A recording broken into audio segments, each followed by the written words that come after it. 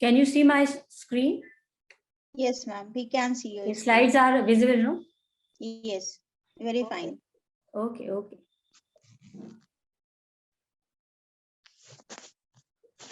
May I know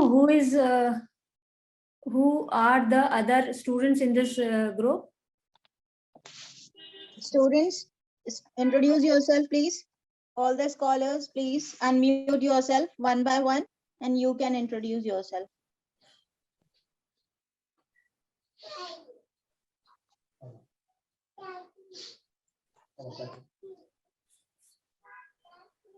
बच्चों कहाँ हो? अपने आप को अनम्यूट करके बोलो मैम को। Good अपनी evening. अटेंडेंस लग Good evening, ma'am. नाम लिख Okay. बोल Good के। evening, हाँ। beta. I am Shalini Parul. Yadav. Okay. Good evening, ma'am. Shalini Yadav and Good evening, who ma'am. are the others? Ma'am, good evening, ma'am. Samreen. Good evening. Ma'am, Samreen. Samreen. Okay, Samreen. Good evening, ma'am. Good evening. Ma'am मेरा नाम सरोजा देवी है। Saroja Devi. Okay. Good evening ma'am, मेरा नाम पारुल है। Parul. Okay. जी ma'am. Good evening ma'am, मेरा नाम धर्मा है। Manorama. Kanchan Verma. Okay. Kanchan Verma. Okay. Good evening ma'am, मेरा नाम शालिनी यादव है। Shalini Yadav. Okay.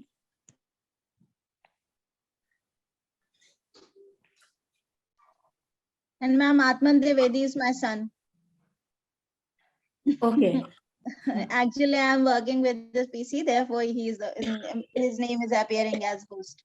Okay. Okay. Okay. That's fine. Okay. चलिए मैं स्टार्ट करती हूँ। आप स्क्रीन में देख रहे होंगे, I am doctor Bharti Pandey from AND college Kanpur and my specialization is in food and nutrition. So this is a very interesting topic which we are going to discuss today, recent advances in food technology. Okay, so shall we start? Yes, ma'am. Yes ma'am. Okay. Yes ma'am. Okay. Okay. तो before start मैं ये चाहूंगी कि आप लोग सभी थोड़ा सा एक स्ट्रक्चर्ड फॉर्म में समझ लीजिए टॉपिक क्या है। इसमें शुरू में हम थोड़ी सी बात करेंगे, इंट्रोडक्शन, परिचय देंगे कि what is food science and food technology, then objective, why we are studying it, क्या फायदा है इसको पढ़ने का, और हम क्या इससे समझना चाहते हैं, हमें कैसे ये इसको यूज करना है इस नॉलेज को। Then broad classification of the subject means what are the recent advances in food technology, and in the last section we will describe each and individual term which we will use in food technology section. Okay, so this is the small structured index. Now the question arises, what is food science? So it is an applied science used to study the three things. One is nature of food, then causes of their deterioration and principles underlying food processing. तो सबसे पहले हम इसमें क्या पढ़ते हैं food science में कि नेचर ऑफ फूड क्या है, physical properties of food, chemical properties of food like boiling point, melting point, what is the colloidal system like solution, suspension, gel and salt, and in chemical properties what are the pH of food, its composition, ये सब हम किस में पढ़ते हैं, nature of food में। Then causes of their deterioration, कि क्यों हमारा भोजन खराब हो जाता है, क्यों हमें इसको लंबे समय तक बनाकर रखने के लिए, इसकी सारी प्रॉपर्टीज को इंटैक्ट रखने के लिए हमें उन रीजंस को देखना पड़ता है कि ये क्यों खराब होता है। और ये हम सब जानते हैं as a student of food science कि there are microbes in our environment like bacterias, yeast, moulds, ये सब हैं जो हमारे भोजन को खराब करने का कारण है। इसके अलावा there are some internal factors जैसे एंजाइम्स हैं जो फूड के अंदर होते हैं और ये भोजन को खराब करने में, नेचुरल प्रोसेस में खराब करने में सहायक होते हैं। खराब करने से मतलब है उनकी शेल्फ लाइफ को शॉर्टन करते हैं। और हर फूड एक अपनी नेचुरल शेल्फ लाइफ के साथ उत्पन्न होता है, जो इन एंजाइम्स की एक्टिविटी के कारण धीरे धीरे उस शेल्फ लाइफ को प्राप्त कर लेता है और उसके बाद फिर वो एडिबल नहीं रह जाता है। फॉर एग्जाम्पल, जैसे कार्बोहाइड्रेट स्टार्चेस के ऊपर डायस्टेज एंजाइम है या लाइपेज एंजाइम है, जो फूड में फैट प्रेजेंट होता है उस पर एक्टिविटी करता है और धीरे धीरे ये डिटेरिएट होना शुरू हो जाता है। अदर फैक्टर्स हैं जो डिटेरिएशन के हैं, जैसे मैकेनिकल फैक्टर्स हैं। आपने देखा होगा, जो आप बाजार से खाना लेकर आते हैं या फ्रेश फ्रूट्स एंड वेजिटेबल्स लेकर आते हैं, तो जो बॉक्सेस में नीचे रह जाते हैं, जो दब जाते हैं, वो जल्दी खराब हो जाते हैं, जिनमें डेंट पड़ गए हो। या इवन आप नेचुरल फूड की बात ना भी करें, अगर हम किसी कैंड प्रोडक्ट की बात भी करते हैं, तो अगर वो उसमें मैकेनिकल एक्शन हुआ है, यानी अगर वो कहीं से गिर गया है या उसमें डेंट आ गया है, तो वो भी जल्दी खराब होता है। और उसका रीजन ये है कि temperature, oxygen, light, pressure, time, ये सब भोजन के डिटेरिएशन के कारण है, जिसको कि हम फूड साइंस में पढ़ते हैं। आपको सभी को पता होगा लाइट का इफेक्ट क्या है डिटेरिएशन पर। विटामिन B12 हैं या जितने भी विटामिन B कॉम्प्लेक्सेस में विटामिन है, विटामिन A है, C है, ये सब लाइट के कारण खराब हो जाते हैं।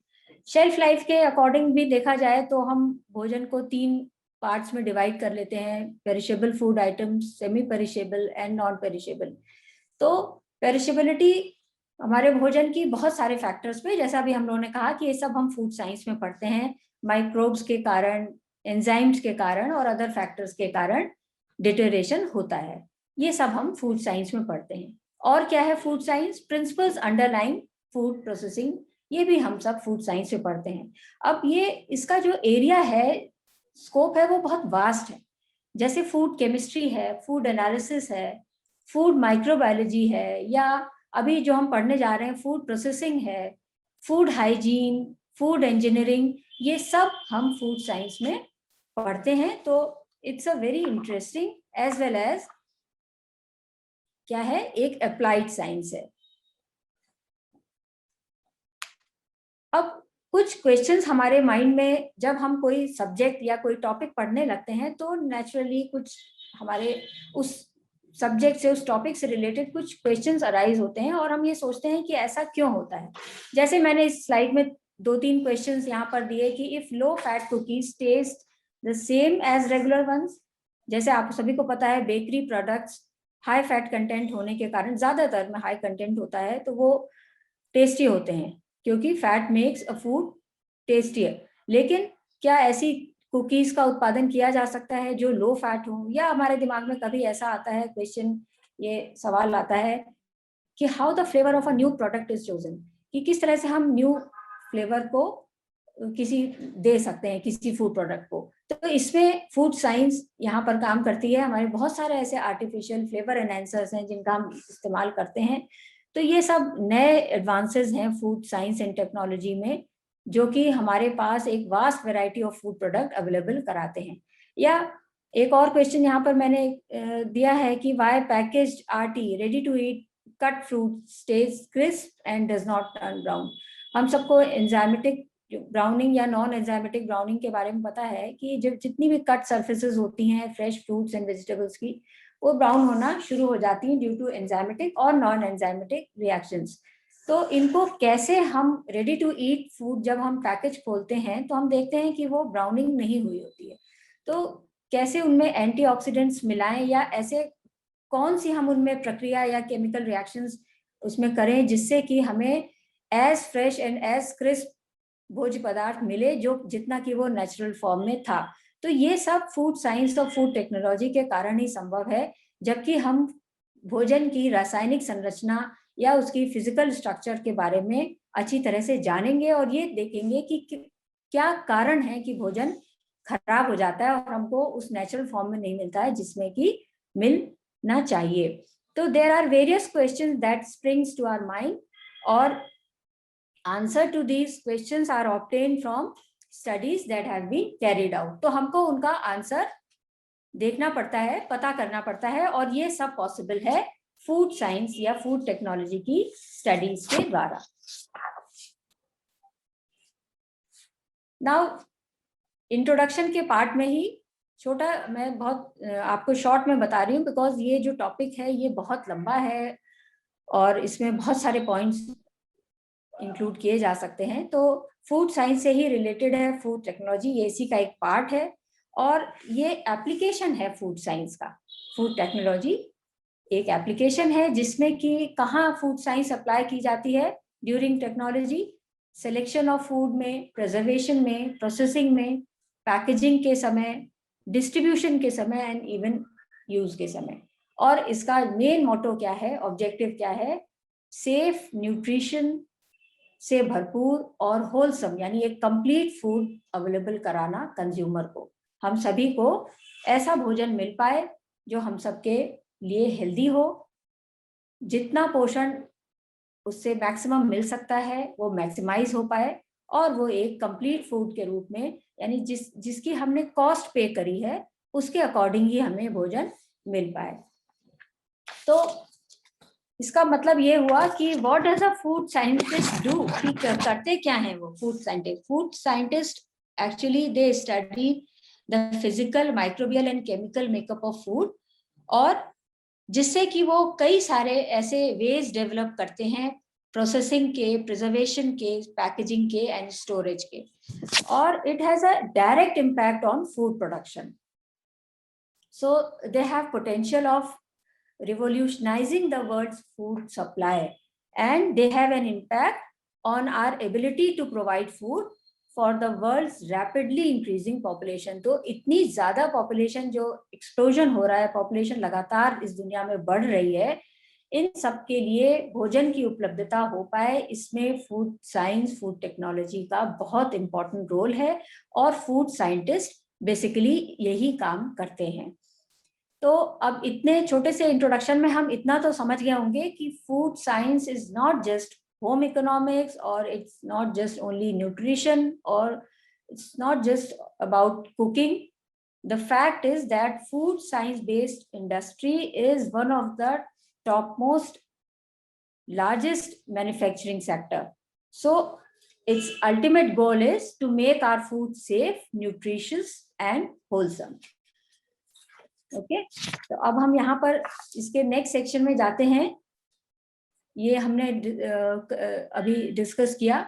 अब स्ट्रक्चर फॉर्म में अपने टॉपिक को लाने के लिए कि what are the recent advances in food technology, तो जब भी हम कुछ पढ़ते हैं तो उसको पढ़ने के लिए हम अगर कुछ पार्ट्स में डिवाइड कर लें तो स्टडीज आसान हो जाती है।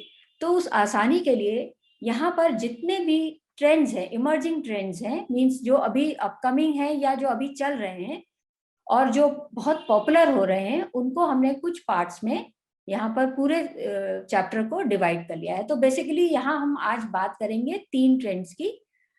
तो these trends are, first is trends for health and wellness. दूसरे ट्रेंड की जब हम बात करेंगे तो वो होगा trend for value, and third trends are under emerging trends in food technology are trends for convenience. तो जितने भी आप यहाँ पर रेड से देख रहे हैं ये सब इमर्जिंग ट्रेंड्स हैं जिसको हमने 3 सेक्शंस में डिवाइड किया है। यहाँ पर पहले ट्रेंड की अगर हम बात करें, trends for health and wellness. अच्छा, इसके पहले मैं आपको थोड़ा सा लगातार बोलने के बीच में अगर मैं आपको कुछ पैकेजेस भी दिखाऊं, यहाँ कैन यू सी, अनम्यूट करिए अपने आप को और देख सकते हैं आप। Yes ma'am. देख सकते हैं। तो दीज आर वॉलनट्स, तो फ्रीज्ड भी हैं और ये वैक्यूम पैकेजिंग है, ठीक है। यस तो these are some of the examples. Can you see this packet? Yes, ma'am. हाँ, मैम।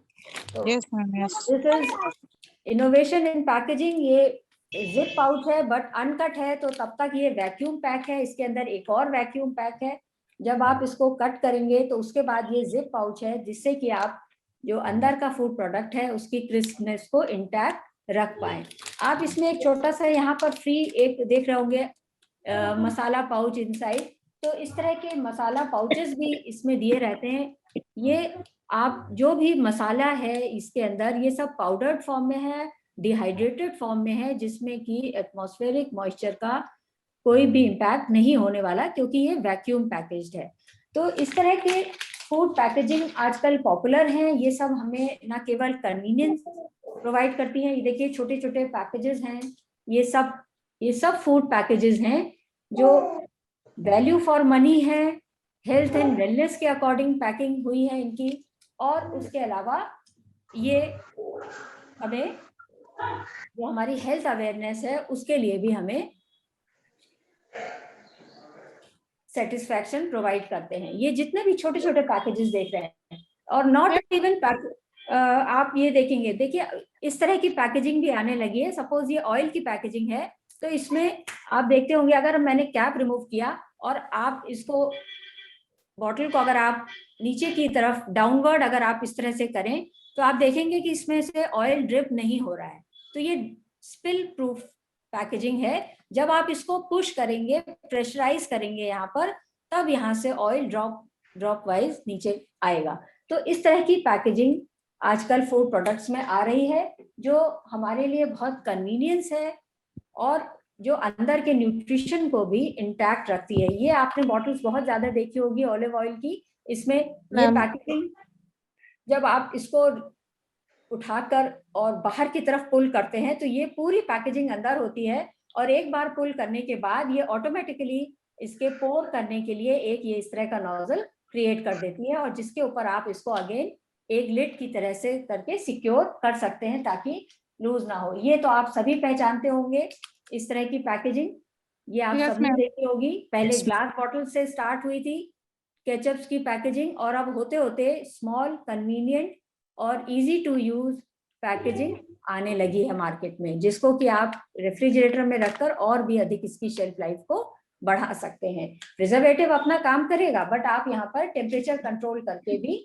इसमें काम कर सकते हैं। फिर कुछ और भी यहाँ पर हैं, आप देख रहे होंगे ये पैकेजिंग है, एक्सट्रूडेड फूड इसमें है, जो कि प्रोसेसिंग के कारण व्हीट फ्लावर और मैदा को कन्वर्ट करके एक्सट्रूडेड फूड के रूप में यहाँ पर खाने के लिए दिया गया है। ये आप देखिए मैम अलग अलग पैकिंग जो बनाई जाती है वो अकॉर्डिंग मतलब फूड के अकॉर्डिंग बनाई जाती है, कि जैसे कि ऑयल को सेफ रखना है तो किस तरीके से, या उसके न्यूट्रिशंस उसके खराब ना होने पाए तो उसको उसी तरीके से मतलब डेवलप किया जाता है कि उसको गुणवत्ता को देखते हुए बनाया जाता है कि उसको कहीं प्रिजर्वेटिव वो रहे वो प्रोडक्ट, तो उसकी सेल्फ लाइफ को उसको देखा जाता है कि इतना उसको कब तक उसको सुरक्षित रखा जा सकता है।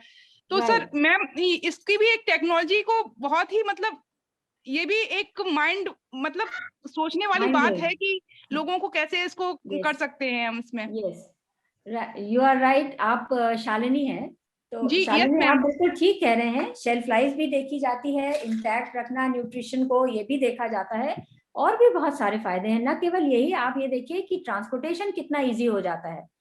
इसका सबसे बड़ा एग्जाम्पल है milk.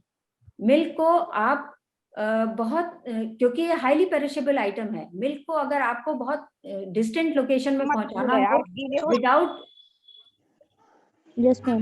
Without इंडरिंग it's nutritional value और बिना खराब हुए, तो इसका सबसे अच्छा तरीका यह है कि आजकल दूर दराज के क्षेत्रों में या जहां पर आपको लॉन्ग टर्म में इसको इस्तेमाल करना है तो पाउडर्ड मिल्क अवेलेबल है।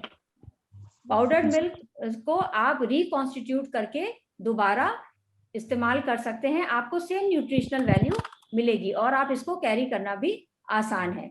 रिमोट लोकेशंस में भी आप इसको लेकर जा सकते हैं, इवन स्पेस तक में अब ये फॉर्मूला पहुंच चुका है। तो ये फूड टेक्नोलॉजी के ही एडवांसेस हैं जिसकी हम यहाँ पर बात कर रहे हैं। तो फर्स्ट ऑफ ऑल हम जो बात कर रहे हैं trends for health and wellness, तो इसमें हम देखेंगे कि क्या आजकल आप देख रहे होंगे कि हम सभी के बीच में अपने स्वास्थ्य और स्वास्थ्य से संबंधित पॉइंट्स को लेकर, अच्छे रहना, स्वस्थ रहने को लेकर हमें बहुत ज्यादा अवेयरनेस बढ़ी है। पूरे ग्लोबल सिनेरियो अगर आप देखें तो इस अवेयरनेस को ध्यान में रखते हुए फूड इंडस्ट्री ने भी बहुत तेजी से इनोवेशंस किए हैं, जिसमें से जो इम्पोर्टेंट है या जो इमर्जिंग है उनकी यहाँ मैंने बात करी है।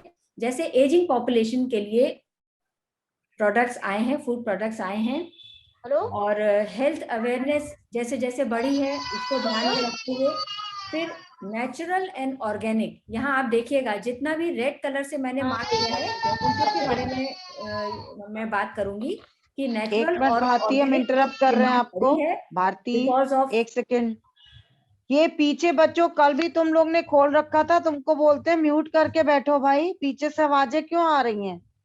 किसके यहाँ बच्चा रो रहा है? फिर मैम डिस्टर्ब होंगी कि नहीं? जो क्लास ले रहा है उसको प्लीज बंद करके रखिए बच्चों, अपने माइक को। जब बोलना हो बस तब अपने आप को अनम्यूट करिए।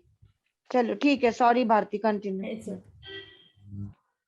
तो नेचुरल एंड ऑर्गेनिक फूड, उसके बाद न्यूट्रास्यूटिकल्स एंड फंक्शनल फूड्स, इनकी हम बात करेंगे trends for health and wellness में। मैम एक क्वेश्चन है मैम। सरोजा, मैम एक क्वेश्चन, आपने ये हेल्थ एंड वेलनेस में बताया ना वो एजिंग पॉपुलेशन वाला, तो हाँ। मैम इसको एक बार ब्रीफ कर दीजिए कि मतलब ये एजिंग पॉपुलेशन में किस तरह से मैं अभी वो- हाँ, इज दिस अर्चना और सरोजा देवी? नहीं मैम, समरीन।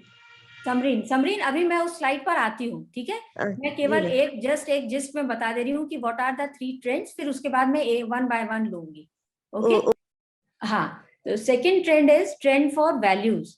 तो ट्रेंड फॉर वैल्यूज में हमने वो इंक्लूड किया है कि ingredients and processes that increases value of food, ठीक है। वो सब सामग्रियां या ऐसे इंग्रेडिएंट्स या वो प्रक्रियाएं जो भोजन की वैल्यू को बढ़ा देती हैं। तो ऐसे इमर्जिंग ट्रेंड्स हमने इस कैटेगरी में रखे हैं, जैसे फूड एडिटिव्स हैं, स्मॉलर पैकेजिंग है, नॉवल फूड्स हैं, जीएम जेनेटिकली मॉडिफाइड फूड्स हैं, इसको हमने रखा है ट्रेंड्स फॉर वैल्यू में, ठीक है। मैं इनके बारे में डिटेल में आगे लूंगी, तो मैं जस्ट आपको एक बार समराइज करने के हिसाब से मैंने आपको यहाँ बताया। थर्ड ट्रेंड है emerging trend in food technology is trend for convenience. जो मैंने भी आपको पैकेजिंग दिखाई उसमें से बहुत सारे इसके अंदर कवर होते हैं, और इसका मेन पर्पज ही ये है कि 70% of all meals are prepared in, तो फैमिली टाइम क्रंच होता है बहुत, आजकल परिवार छोटे हो रहे हैं, समय भी जो लेडीज हैं वो भी वर्किंग हैं और परिवार के ज्यादातर मेंबर्स वर्किंग हैं, टाइम का क्रंच है, समय कम है, जो लाइफस्टाइल है वो बहुत फास्ट हो गई है, हाउस होल्ड साइजेस धीरे धीरे छोटे होते जा रहे हैं, न्यूक्लियर फैमिलीज हैं, और इन सब के होते हुए भी हम देखते हैं कि जो इतना भी खाना है वो 70% जो है वो घर पर ही बनाया जाता है। तो इसके लिए हमें, जब समय कम है और खाना भी बनाना है, तो इसके लिए हमें कन्वीनियंस हम देखने जाते हैं मार्केट में कि कैसे कन्वीनियंटली हमको फूड अवेलेबल हो जाए। तो ये जितने भी ready to eat, ready to serve, ready to heat, ये सब जितने पैकेजिंग हैं ये सब एग्जाम्पल हैं इस कन्वीनियंट फूड के। मिनी मील्स आते हैं, इसमें स्नैक्स आते हैं, एनर्जी बार्स हैं, और कन्वीनियंस प्रोडक्ट्स हैं जैसे प्री वॉश, प्री कप्ड ग्रीन्स हैं, मील किट्स हैं, मसाला मिक्सेस हैं, ये सब फूड फॉर कन्वीनियंस है। तो ये थर्ड कैटेगरी है emerging trends in food technology. Okay, तो समरीन, अब जैसा आपने कहा, हम अब अगेन हम फर्स्ट स्लाइड पर आ जाते हैं, which is covered under trend for increasing health awareness, ठीक है। तो इसमें हम आ जाते हैं। तो अब इसमें एजिंग पॉपुलेशन के लिए हमारे पास क्या क्या आजकल आ रहा है जो कि फास्ट मूविंग वर्ल्ड में बहुत ज्यादा पॉपुलर हो रहा है। फोर्टिफाइड फूड्स हैं जो कम्युनिटी हेल्थ के लिए हैं, और हम सबको मालूम है माइक्रो न्यूट्रिएंट्स की क्या इफेक्टिविटी है, क्या उनका यूटिलाइजेशन है। तो आयरन, फोलिक एसिड है, vitamin B12, vitamin A, riboflavin और जिंक, कॉपर, इस तरह के माइक्रो न्यूट्रिएंट्स हैं, इवन आयोडीन, ये सब प्रोफाइलेक्टिक इंटरवेंशंस जितने होते हैं। और इसके अलावा जो प्रोसेसिंग में लॉसेस होते हैं उनको मेकअप करने के लिए, या सिंपली फूड की न्यूट्रिशियस वैल्यू को बढ़ाने के लिए, कम्युनिटी हेल्थ के लिए फोर्टिफिकेशन बढ़ने लगा है, और अब ज्यादातर फूड फोर्टिफाइड आ रहे हैं। आपने नाम सुना होगा कि जितने भी हम ब्लेंडेड ऑयल ले रहे हैं या फोर्टिफाइड फ्लोर ले रहे हैं, इवन जो हमारे ब्रेकफास्ट सीरियल्स हैं वो फोर्टिफाइड विद आयरन है। तो ये एजिंग पॉपुलेशन के लिए जैसे जैसे एज बढ़ रही है तो माइक्रो न्यूट्रिएंट्स की धीरे धीरे डेफिशिएंसी आने लगती है बॉडी में, तो इस तरह के रेडीमेड फूड्स की अवेलेबिलिटी मार्केट में बढ़ रही है ड्यू टू फूड टेक्नोलॉजी। इसके अलावा एजिंग पॉपुलेशन का हम सबको मालूम है कि we should keep in mind changes that ageing brings with it. तो उसके लिए हमें क्या करना होता है कि formulations according to age group होना चाहिए। तो selection of common food carriers, जैसे कि आपको पता है कि फोर्टिफाइड फ्लोर है, हम आटा लेते हैं जो फोर्टिफाइड है और वो आयरन से फोर्टिफाइड है, तो हमको पता है कि अगर आयरन की रिक्वायरमेंट इस एज में है और उसकी डेफिशिएंसी भी साथ साथ हो रही है, एनीमिया के केसेस बढ़ रहे हैं, तो हम फोर्टिफाइड फ्लोर लेना पसंद करते हैं बजाय अलग से सप्लीमेंटेशन लेने के। तो आरटी फूड्स हैं, आपने देखा यहाँ पे आरटी फूड्स भी स्लाइड में लिखा हुआ है। तो बहुत सारी कंपनीज हैं जो रेडीमेड आरटी फूड्स दे रही हैं, राइल ट्यूब फूड, जो ऐसे पेशेंट्स हैं जो ओरली फूड नहीं ले पाते हैं, उनको ट्यूब फीडिंग दी जाती है।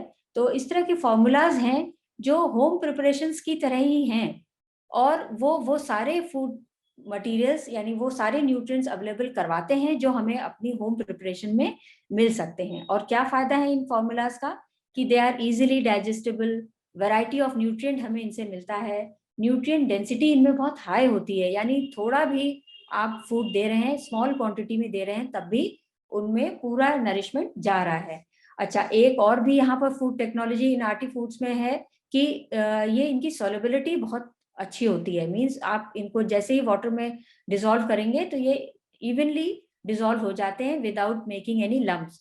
तो ये सब कमाल किसका है? फूड टेक्नोलॉजी का। स्प्रे ड्राइंग मेथड है जो इस सॉल्युबिलिटी को इंक्रीज करता है, and they are very easy to prepare. तो RT foods are very common in hospitals and clinical setups, जो एजिंग पॉपुलेशन के लिए आजकल पॉपुलर हैं, and thanks to food technology advancement. इसके अलावा स्पेशल सप्लीमेंट्री फूड हैं, जैसे बहुत से हैं हमारे एजिंग पॉपुलेशन जिनमें ग्लूटेन की एलर्जी पाई जाती है, तो ग्लूटेन फ्री प्रोडक्ट हैं, या शुगर के केसेस बहुत हैं, डायबिटिक केसेस, तो शुगर फ्री प्रोडक्ट्स हैं, लो कैलोरी फूड हैं, micro mineral rich RT mixes formulas हैं जो पाउडर फॉर्म में आते हैं। फिर pre cut varieties are available for ageing population, क्योंकि फिजिकल फिटनेस में धीरे धीरे कमी आने लगती है, तो इस फिजिकल स्ट्रेंथ को कोप अप करने के लिए और इलनेस को फेस करने के लिए, पुअर मसल कोऑर्डिनेशन को फेस करने के लिए pre cut varieties are available in the market, जो ये पर्पस सर्व करती हैं कि हम कैसे एजिंग पॉपुलेशन की हेल्प कर सकते हैं। They are hygienically packed, they are with increase shelf life, and they provide a large number of variety in food products. फिर न्यूट्रिशनल लेबलिंग भी बहुत कुछ एजिंग पॉपुलेशन की हेल्प करती है कि वो अपने जो उनको रिकमेंडेड है फूड प्रोडक्ट्स, उसमें लेबलिंग के थ्रू वो पहचान सकें कि उनकी क्या रिक्वायरमेंट्स हैं, और जो भी न्यूट्रिशन इंफॉर्मेशन अवेलेबल है न्यूट्रिशनल लेबलिंग के थ्रू, उसके अकॉर्डिंग ही वो सिलेक्शन कर सकें। तो daily reference value, serving size, single serving size, nutrition facts, ये सब न्यूट्रिशनल लेबलिंग में अवेलेबल है, जो एजिंग पॉपुलेशन की हेल्प करती है कि वो अपना फूड मटेरियल सेलेक्ट कर सकें। इसी कैटेगरी में जो trend for health and wellness है, इसमें नेक्स्ट जो हमारा सेगमेंट आता है वो है increasing health awareness. Increasing health awareness में first is infant food. Infant food we all know about infant nutritional requirement, इसमें फोर्टिफाइड फूड्स भी हैं और बहुत सारे इन्फेंट फॉर्मूलाज हैं जो कि मार्केट में अवेलेबल हैं, और they are safe to consume, और उसके साथ साथ वो होलसम भी हैं, मतलब कंप्लीट न्यूट्रिशन भी प्रोवाइड करते हैं। तो हेल्दी ग्रोथ एंड डेवलपमेंट के लिए इन्फेंट के लिए न्यूट्रिएंट डेंस और ये हैं। साथ साथ इनकी और क्या स्पेशलिटी है कि they are very tasty, means इनकी एक्सेप्टेबिलिटी बहुत हाई है, फ्री फ्रॉम प्रिजर्वेटिव, और उनमें एडेड फ्लेवर्स भी हैं, और they are very easy to prepare, very easy to carry away from home, और specially they are very helpful for working women. जो वर्किंग मदर्स हैं उनके लिए बहुत हेल्पफुल है इन्फेंट फूड, और they are available with complete nutrition information, और certified भी होते हैं, इसलिए हम उन पर विश्वास भी कर सकते हैं।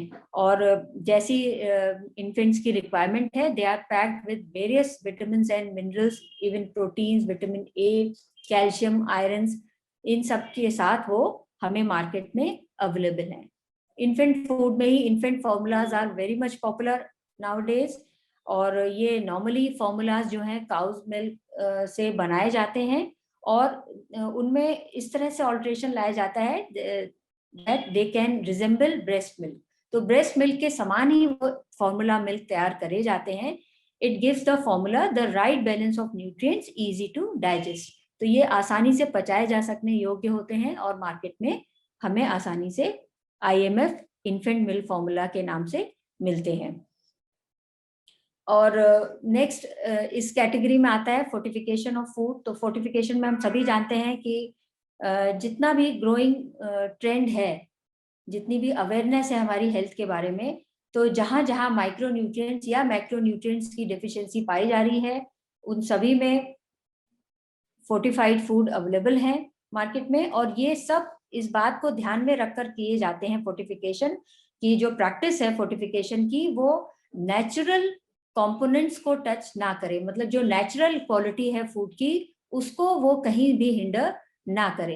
तो फोर्टिफिकेशन का सिंपल एग्जांपल है, जैसे milk is often fortified with vitamin D, या जो हम एडिबल ऑयल है, हम जितना भी जो खाद्य तेल खाते हैं वो आजकल मार्केट में अवेलेबल है विटामिन ए और डी के साथ फोर्टिफाइड, या जब हम ब्रेकफास्ट सीरियल्स लेकर आते हैं वो आयरन फोर्टिफाइड होते हैं। आपने मार्केट में या इवन जब आप मीडिया में देखते हैं टेलीविजन पे, तो इसको बहुत हाईलाइट भी किया जाता है कि breakfast cereals are rich in iron Shakti, इस तरह से। तो व्हीट प्रोडक्ट्स, जितने सीरियल प्रोडक्ट्स हैं ब्रेकफास्ट सीरियल्स, वो आयरन से फोर्टिफाइड होते हैं। कमर्शियल फोर्टिफिकेशन किया जाता है, इंडस्ट्रियल फोर्टिफिकेशन भी इसी के अंतर्गत आता है। एक और फोर्टिफिकेशन में टर्म आजकल बहुत ज्यादा पॉपुलर है, वो है बायो फोर्टिफिकेशन। तो फोर्टिफिकेशन भी 2-3 तरह का हो गया, एक कमर्शियल फोर्टिफिकेशन जो कमर्शियल फूड प्रोडक्ट्स में होता है, दूसरा बायो फोर्टिफिकेशन, इसमें आयरन, जिंक, विटामिन ए, ये सब प्लांट ब्रीडिंग के टाइम पर फोर्टिफिकेशन किया जाता है। और ऑर्गेनिक फार्मिंग में बायो फोर्टिफिकेशन किया जाता है, जिससे कि ऐसी फसलें उत्पन्न की जाती हैं जिनमें वो सब न्यूट्रिएंट पाए जाते हैं जो उनमें पहले प्रीवियस जो क्रॉप्स थी उनमें वो एब्सेंट थे या कम मात्रा में पाए जा रहे थे। तो बायो फोर्टिफिकेशन ये सुविधा हमें देता है, again thanks to food technology. Third is home fortification. Home fortification means कि जो हमें अवेलेबल है न्यूट्रास्यूटिकल्स के रूप में या हेल्थ सप्लीमेंट्स के रूप में, जिनसे कि हम अपने घर में जो भोज्य पदार्थ हैं उनको फोर्टिफाइड कर सकते हैं। जैसे विटामिन डी ड्रॉप्स अवेलेबल हैं, या सिंगल डोज पैकेट्स अवेलेबल होते हैं जिसमें कि मल्टीपल विटामिन और मिनरल सैशे के फॉर्म में ये अवेलेबल होते हैं, पाउडर फॉर्म में, जिसको कि अपने जो भोजन है उसमें हम स्प्रिंकल कर सकते हैं। तो fortification of food health awareness के कारण हम करते हैं, और ये फूड टेक्नोलॉजी के कारण संभव हुआ है। इसमें जब हम फूड टेक्नोलॉजी की बात लगातार कर रहे हैं, तो central food technological research institute को हम नहीं, इसको बिना इसका डिस्क्रिप्शन किए नहीं, मतलब इसको पीछे नहीं रख सकते, क्योंकि ये हमारे देश में सबसे बड़ी, सबसे आगे की संस्था है जो इस काम में बढ़ चढ़ कर काम कर रही है, लगातार इनोवेशंस कर रही है और नए नए फूड प्रोडक्ट्स मार्केट में लेकर आ रही है। अभी CFTRI ने जो अभी टेक्नोलॉजिकल डेवलपमेंट किए हैं वो मैंने अभी नेक्स्ट स्लाइड में बताए हैं, वो हम उसको अभी लेते हैं, उसको भी डिस्क्राइब करते हैं। पहले 4th पॉइंट पर आ जाते हैं, फूड फॉर स्पोर्ट्स पर्सन। तो स्पोर्ट्स पर्सन हम सबको मालूम है कि फिजिकल एंड्योरेंस बहुत चाहिए होता है, हाई एनर्जी फूड चाहिए होता है। बेसिकली 4 प्रकार के यहाँ हम लेकर चल रहे हैं जो मार्केट में बहुत ज्यादा अवेलेबल हैं स्पोर्ट्स पर्सन। और हेल्थ अवेयरनेस के कारण सभी जितने भी जिम जाने वाले लोग हैं या जो हेल्थ के प्रति अवेयर हैं वो इनको इस्तेमाल करते हैं, और इनका जो कंजम्पशन है वो बहुत ज्यादा बढ़ गया है। और ये है मैक्रो न्यूट्रिएंट सप्लीमेंट्स, एंटी कैटाबॉलिक्स, एर्गोजेनिक्स और फैट बर्नर्स। अब ये जो मैक्रो न्यूट्रिएंट सप्लीमेंट्स हैं ये बेसिकली 3 प्रकार के होते हैं। या तो प्योर प्रोटीन के फॉर्म में होते हैं, हाई बायोलॉजिकल वैल्यू की प्रोटीन होती है जो इन सप्लीमेंट्स में होती है। दूसरे प्रकार के मैक्रोन्यूट्रिएंट सप्लीमेंट्स होते हैं वेट गेनर्स। तो ये कैलोरी डेंस प्रोडक्ट्स होते हैं। इनमें ज्यादातर कार्बोहाइड्रेट और प्रोटीन के सप्लीमेंट्स होते हैं ये, और 3:1 के प्रोपोर्शन में कार्बोहाइड्रेट और प्रोटीन इसमें इंक्लूड रहती है। और जो तीसरे प्रकार के हैं मैक्रोन्यूट्रिएंट सप्लीमेंट्स, वो है मील रिप्लेसमेंट के फॉर्म में। मील रिप्लेसमेंट मीन्स ये ज्यादातर किसके द्वारा कंज्यूम किए जाते हैं, जो जिम जाने वाले, जो वर्कआउट करने वाले, हेवी वर्कआउट करने वाले जो बॉडी बिल्डर्स हैं उनके द्वारा। तो वो ये जब प्री वर्कआउट सेशन में अपने इसको कंज्यूम करते हैं, कार्बोहाइड्रेट प्रोटीन का इसमें 1:2 का रेशियो होता है। लो जीआई इंडेक्स वाले ये फूड प्रोडक्ट्स हैं, और फाइबर और माइक्रोन्यूट्रिएंट्स इनमें पाए जाते हैं। इसी तरह दूसरी कैटेगरी इसमें आती है फूड फॉर स्पोर्ट्स पर्सन में, एंटी कैटाबॉलिक्स की। एंटी कैटाबॉलिक्स क्या होते हैं? ये एंटीऑक्सीडेंट्स इनमें पाए जाते हैं, और ये अमीनो एसिड्स और एंटीऑक्सीडेंट्स का एक तरह से मिक्सचर होते हैं। और ये क्या करते हैं, इनका बेसिक काम क्या है वो आप समझिए कि एंटी कैटाबॉलिक्स हैं, they reduce muscle breakdown basically, and they contribute to anabolism.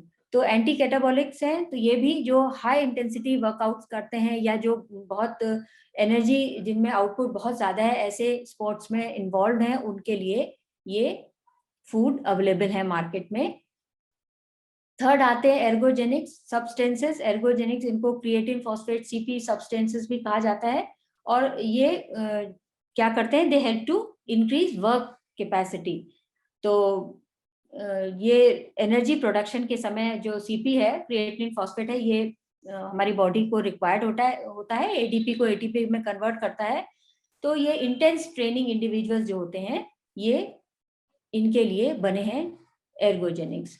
अब लास्ट आते हैं इसमें फैट बर्नर्स। तो फैट बर्नर्स भी वही हैं बेसिकली, इनके लिए हैं जो वर्कआउट्स करते हैं, और ये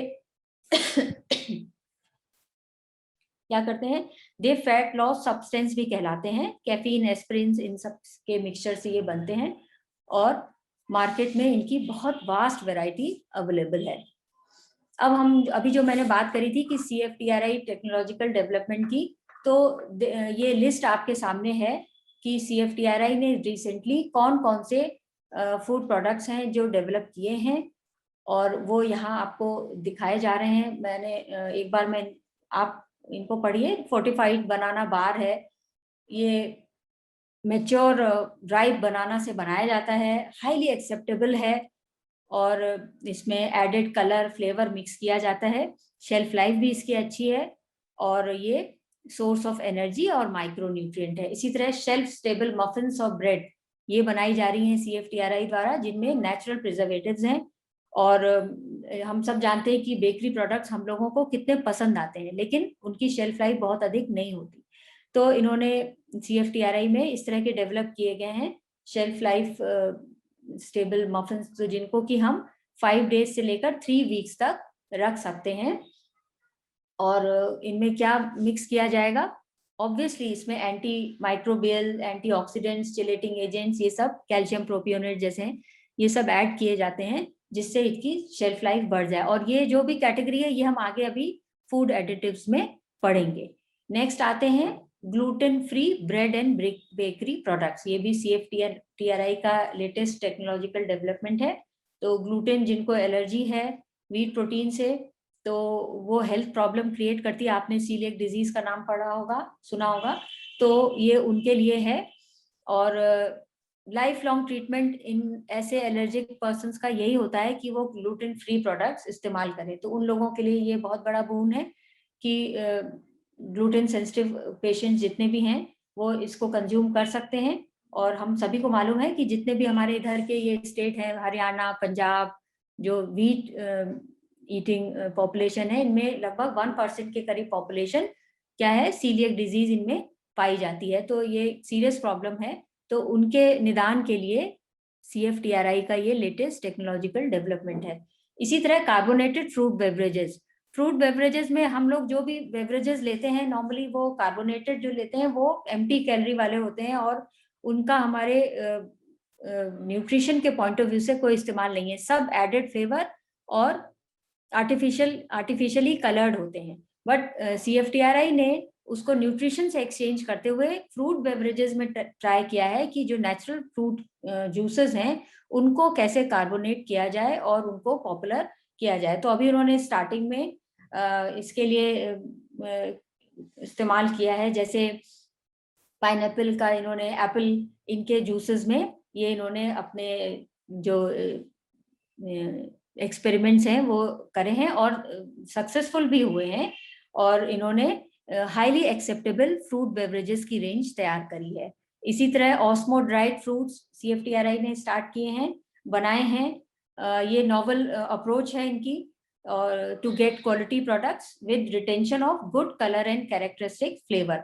तो इसमें रेडी टू ईट हैं ये सारे ऑस्मो ड्राइड फ्रूट्स, तो लो मॉइस्चर कंटेंट होता है, ये स्टेबल हैं, इनकी शेल्फ लाइफ अधिक है और विद ये क्या है हाईली न्यूट्रिटिव भी हैं। तो पाइनएप्पल, मैंगो, जैक फ्रूट, आंवला ये सब इन्होंने इस कैटेगरी में ऑस्मो ड्राइड फ्रूट्स की कैटेगरी में स्टार्ट किए हैं। नेक्स्ट इसमें आते हैं इंस्टेंट कॉफी क्यूब्स। ये जो आपके टेक्नोलॉजिकल डेवलपमेंट है बाय CFTRI, तो ये इन्होंने बेसिकली ग्रीन कॉफी के क्यूब्स बनाए हैं, लाइट वेट हैं, आसानी से आप ले जा सकते हैं, मींस पोर्टेबल हैं, लो इन कैलोरी हैं और सबसे अच्छी बात यह है कि ये इंस्टेंट कॉफी तैयार करते हैं। स्पाइस न्यूट्रास्यूटिकल्स में जेरिम्बोन है, ये एक फाइटोकेमिकल है और एक प्रकार की एक अदरक, एक जिंजर की एक वैरायटी है, उससे तैयार करा जाता है ये न्यूट्रास्यूटिकल। और ये इसका फंक्शन है एंटी इन्फ्लेमेटरी है, एंटी पायरेटिक है और इवन एंटी ट्यूमर भी पाया गया है। तो इस तरह के स्पाइस न्यूट्रास्यूटिकल्स भी CFTRI ने डेवलप किए हैं। एग डेलिकेसीज, एग बहुत ज्यादा हमको पता है कि जब हम न्यूट्रिशनल वैल्यू की बात करते हैं तो एग का नाम नंबर 1 पर आता है, कंप्लीट प्रोटीन का सोर्स है और जो हाई बायोलॉजिकल वैल्यू है और जो एग खाते हैं उनको इसका टेस्ट फ्लेवर भी बहुत पसंद है। तो बहुत सारी डेलिकेसीज इन्होंने तैयार करी हैं, CFTRI में हुई हैं। Egg paneer, deep fat fried cubes egg के, इसके अलावा डिहाइड्रेटेड क्यूब्स इन्होंने एग के बनाए हैं, एग क्रंची बाइट्स तैयार करी हैं। तो ये सब एग डेलिकेसीज तैयार हैं CFTRI द्वारा और ये सब फूड टेक्नोलॉजी का ही कमाल है। अब आप देखिए फिश जेलेटिन एंड वेफर्स ये तक तैयार करा है और ये क्या है, ये आता है वैल्यू एडिशन में। वैल्यू एडिशन में इसलिए कि जितना भी फिश का जो डिस्कार्डेड पोर्शन है जो नहीं इस्तेमाल होता है, पोल्यूशन भी बढ़ता है। तो दोनों तरह से फायदे हैं कि आपको वैल्यू एडिशन भी मिल रहा है and it reduces pollution also. तो ये सभी एज ग्रुप द्वारा पसंद किया जा रहा है। इसके स्किन, बोन्स और स्केल्स द्वारा क्रिस्पी वेफर्स और चिप्स तैयार करे जा रहे हैं और जो कि फिश इंडस्ट्री के लिए भी अपने आप में एक बहुत बड़ा बून है। और ये प्रोटीन एनरिच्ड होते हैं, ready to eat food product की रेंज है। ग्रेन बेस्ड फूड CFTRI ने स्टार्ट किए हैं, बनाए हैं, जो मार्केट में भी आ गए हैं। इसमें मेज है, बाजरा, रागी, ये सब फाइबर में रिच हैं और दे आर फंक्शनल फूड। अभी फंक्शनल फूड की बात भी हम आगे करेंगे। नेक्स्ट आ जाता है हेल्थ अवेयरनेस में, जहां मैंने वहां रेड से मार्क किया था trends for health and wellness awareness में। आपने देखा होगा ऑर्गेनिक फूड की मैंने बात करी थी। तो ये क्या होते हैं ऑर्गेनिक फूड? क्या होते हैं ऑर्गेनिक फूड? जिन्हें उगाने के लिए या संग्रहित करने के लिए या इनके प्रोसेसिंग करने के टाइम पर जितना भी ये काम होते हैं, इनमें किसी भी प्रक्रिया में कोई भी आर्टिफिशियल केमिकल की, खाद की या किसी कीटनाशक की, जो पेस्टिसाइड्स, इंसेक्टिसाइड्स डाले जाते हैं या ग्रोथ हार्मोन्स जैसे आपको पता है कि क्रॉप्स में डाले जाते हैं, इनकी किसी की भी का प्रयोग नहीं होता है। वो क्या कहलाते हैं? ऑर्गेनिक फूड्स कहलाते हैं। मैम नेचुरल होते हैं ऑर्गेनिक फूड? नेचुरल होते हैं, थोड़ा सा बस इनमें अंतर ये है कि ये किसी स्पेसिफिक प्रोग्रामिंग के दौरान के तहत उगाए जाते हैं।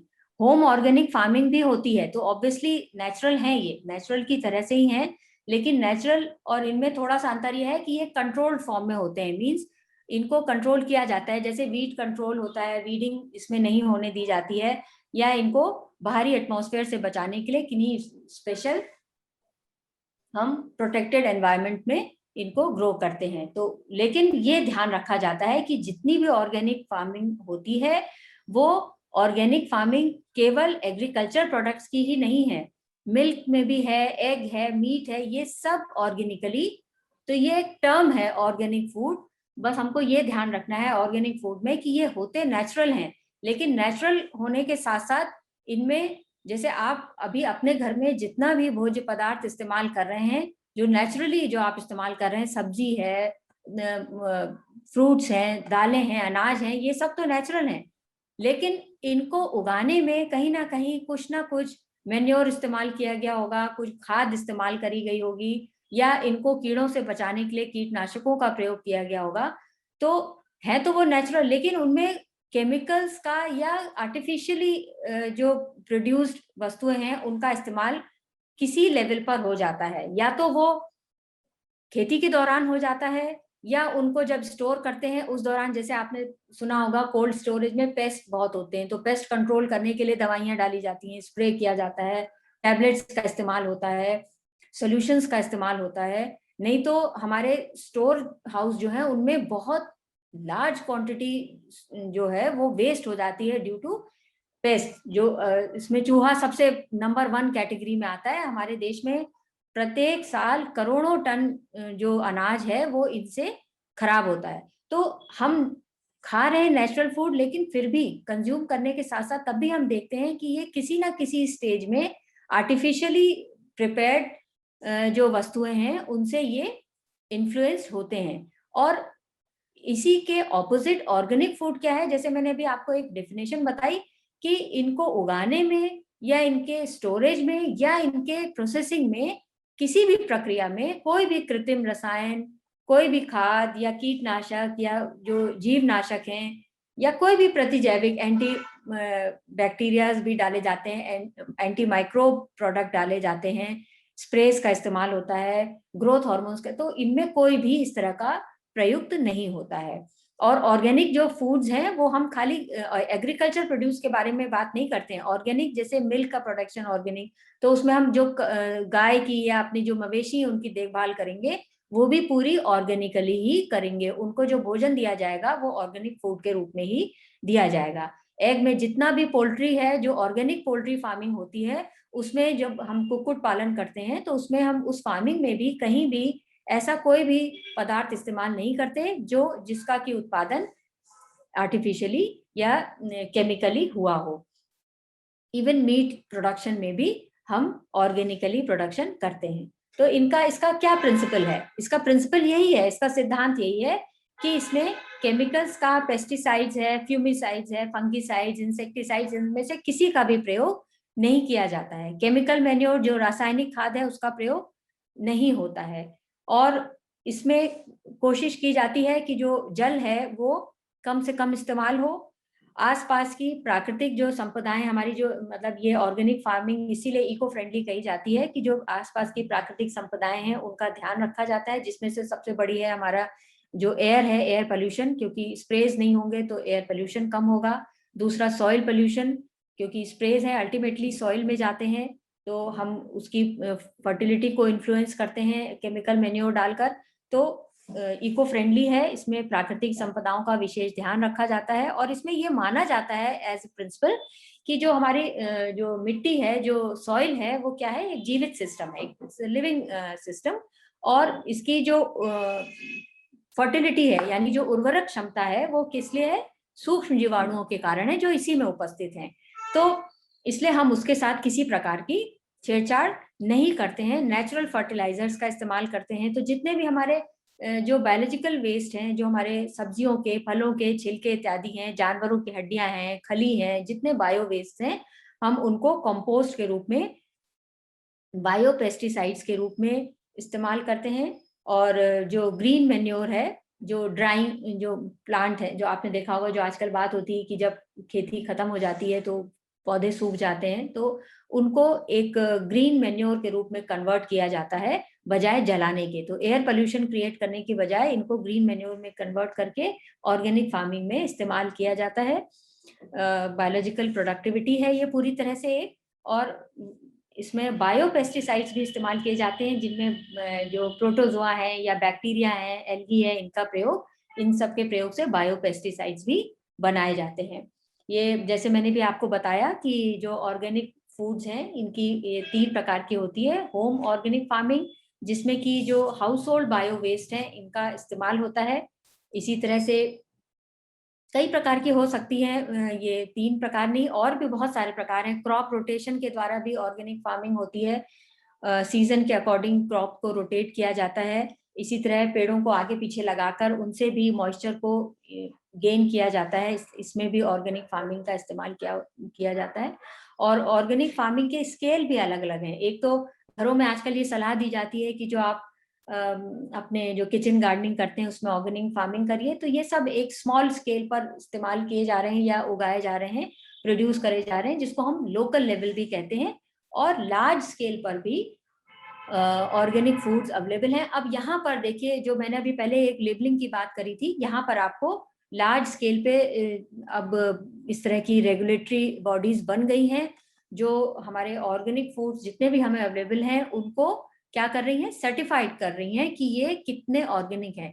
तो जब भी आप मार्केट में, अगर आपके अंदर हेल्थ अवेयरनेस है और आप चाहते हैं कि अपने हेल्थ को अच्छा रखें और ऐसे भोजन का इस्तेमाल करें जो हमारे लिए सस्टेनेबल है, आगे चलकर भी हमें जिसका फायदा होगा, और अगर हम ऑर्गेनिक फूड सेलेक्ट करना चाहते हैं तो आपको फूड लेबलिंग पर भी थोड़ा ध्यान देना होगा, क्योंकि रेगुलेटरी बॉडीज अब इसको सर्टिफाई भी करने लगी हैं, स्पेशली जो लार्ज स्केल पर प्रोड्यूस किए जा रहे हैं organic food.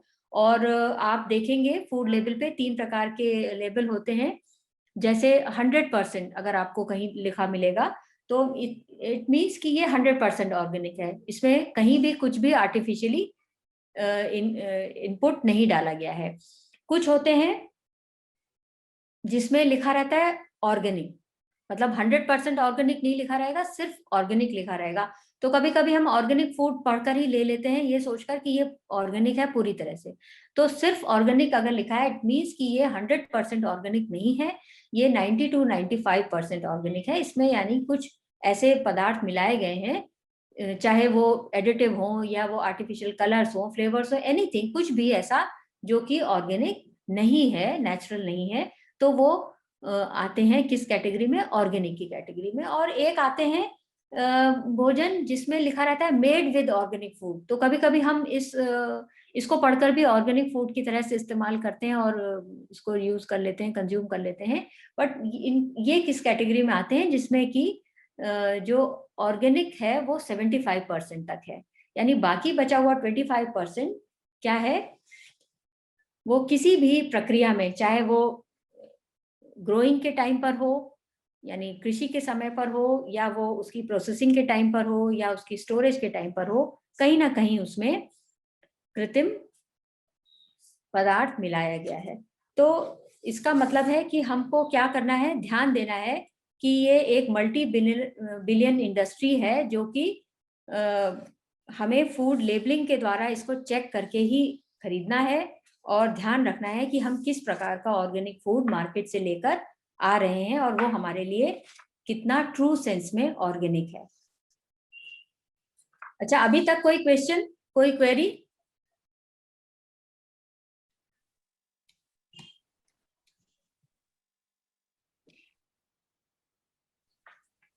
No ma'am. Okay, तो हम आगे बढ़े। Yes ma'am. नेक्स्ट कैटेगरी आ जाती है हमारी इसी trend for health and wellness awareness में। ये है किसकी, फंक्शनल फूड्स की। फंक्शनल फूड हिंदी में मैंने ये ढूंढा था, तो ये कार्यकारी या कार्यवाहक भोज्य पदार्थ कहलाते हैं। आप भी थोड़ा चेक कर लीजिएगा कि ये फंक्शनल फूड्स की सही हिंदी है कि नहीं, कार्यकारी या कार्यवाहक भोज्य पदार्थ। ठीक है, तो ये देखिए, इसको मैंने कुछ इसमें पिक्चर्स डाली हैं, और इसकी सिंपल डेफिनेशन है foods that offer health benefits beyond their nutritional value.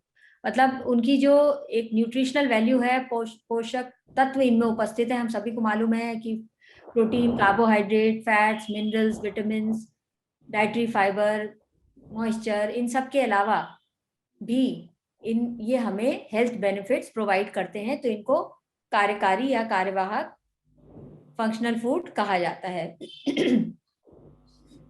ठीक है, ये क्या होते हैं, इनका भी हमारे शरीर में बहुत इंपॉर्टेंट फंक्शन है, ये जितने भी हैं, और आजकल ये बड़ी इन थिंग है फंक्शनल फूड। और thanks to food processing and food science कि हमें इन सब का अभी इन सब के बारे में पूरा इसकी साइंस पता चल रही है इसके पीछे, कि ये क्यों हमारे लिए जरूरी है और क्यों हमारे लिए इम्पोर्टेंट है।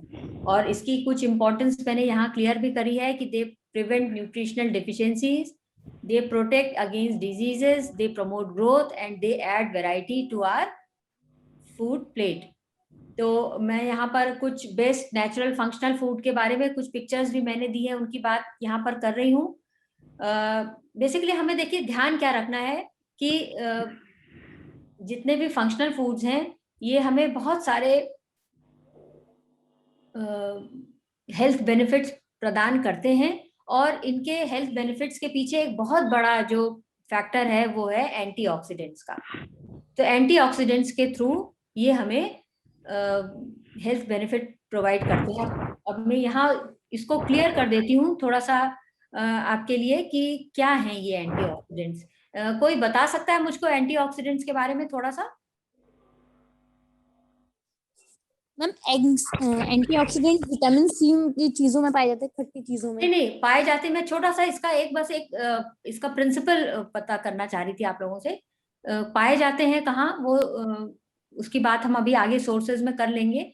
जो मैं मैम एंटीऑक्सीडेंट हमारी इम्यूनिटी सिस्टम स्ट्रांग होता है। सॉरी, मतलब इम्यूनिटी सिस्टम को स्ट्रांग करता है।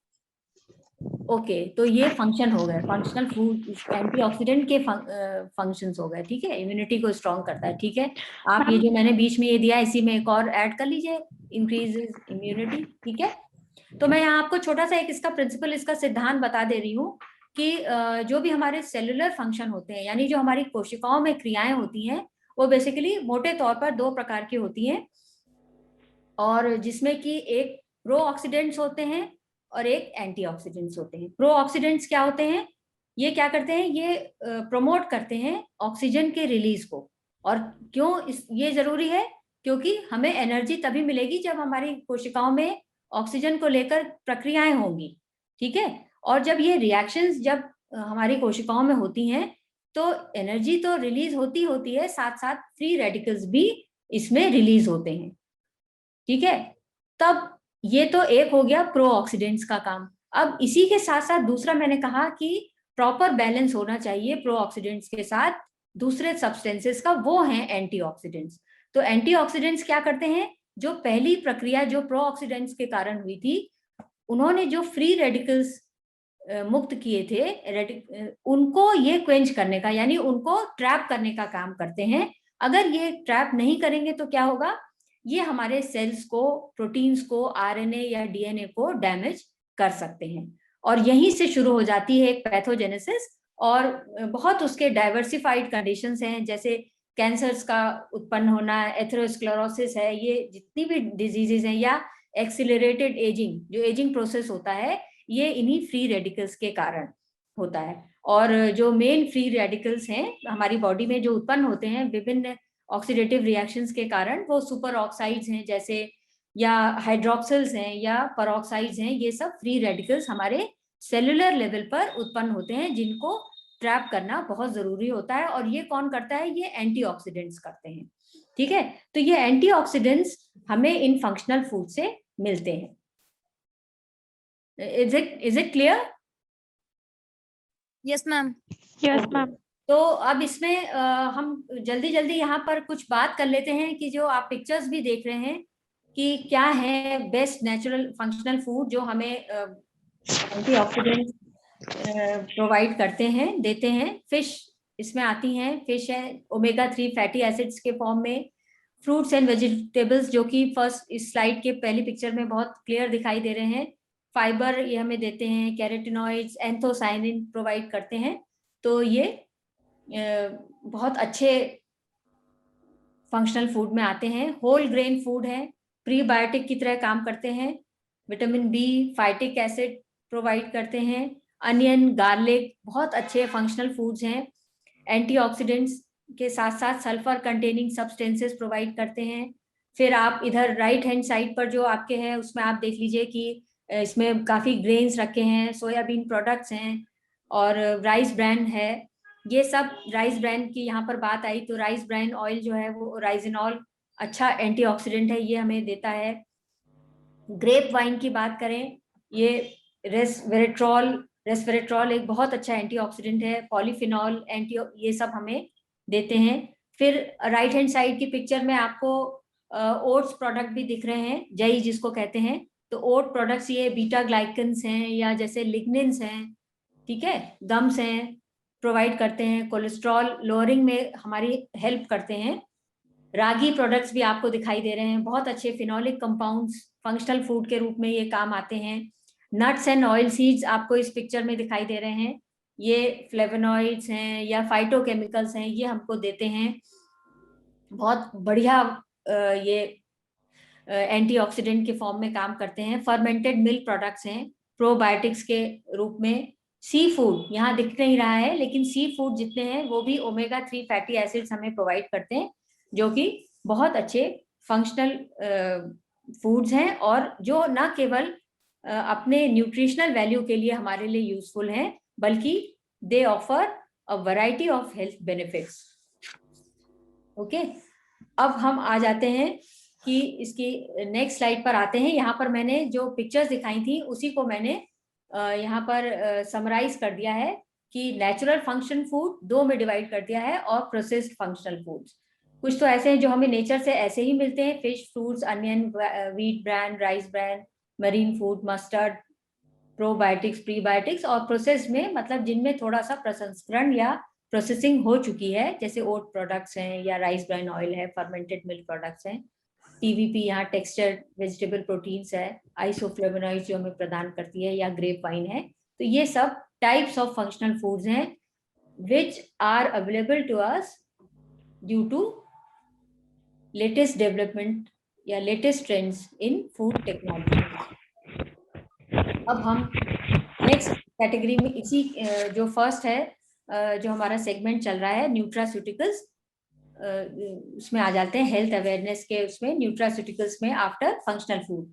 अब ये न्यूट्रास्यूटिकल्स क्या है, नाम से क्लियर हो रहा होगा आपको, न्यूट्रास्यूटिकल्स दो शब्दों से मिलाकर बना हुआ है। न्यूट्रिशन, न्यूट्रिएंट से न्यूट्रा ले लिया गया, स्यूटिकल्स फार्मास्यूटिकल्स फॉर्मुलेशन से ये वर्ड लिया गया है, ठीक है।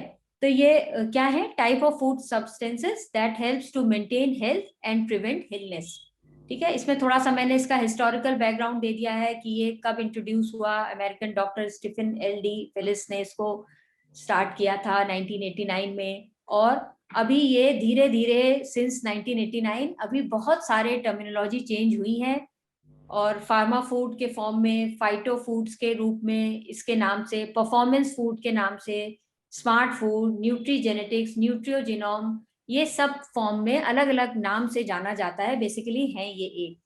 अब यहाँ पर एक क्वेश्चन ये भी आता है जब हम न्यूट्रास्यूटिकल्स की बात करते हैं,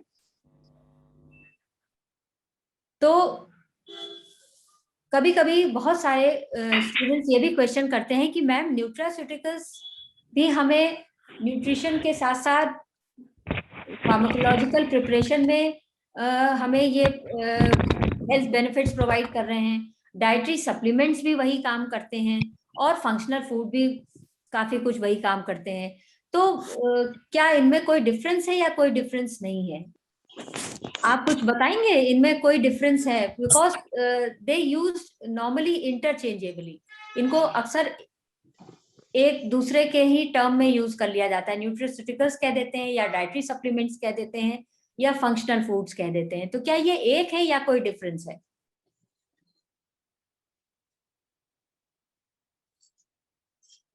कंचन, or Samreen, are you there? Yes ma'am, Shalini?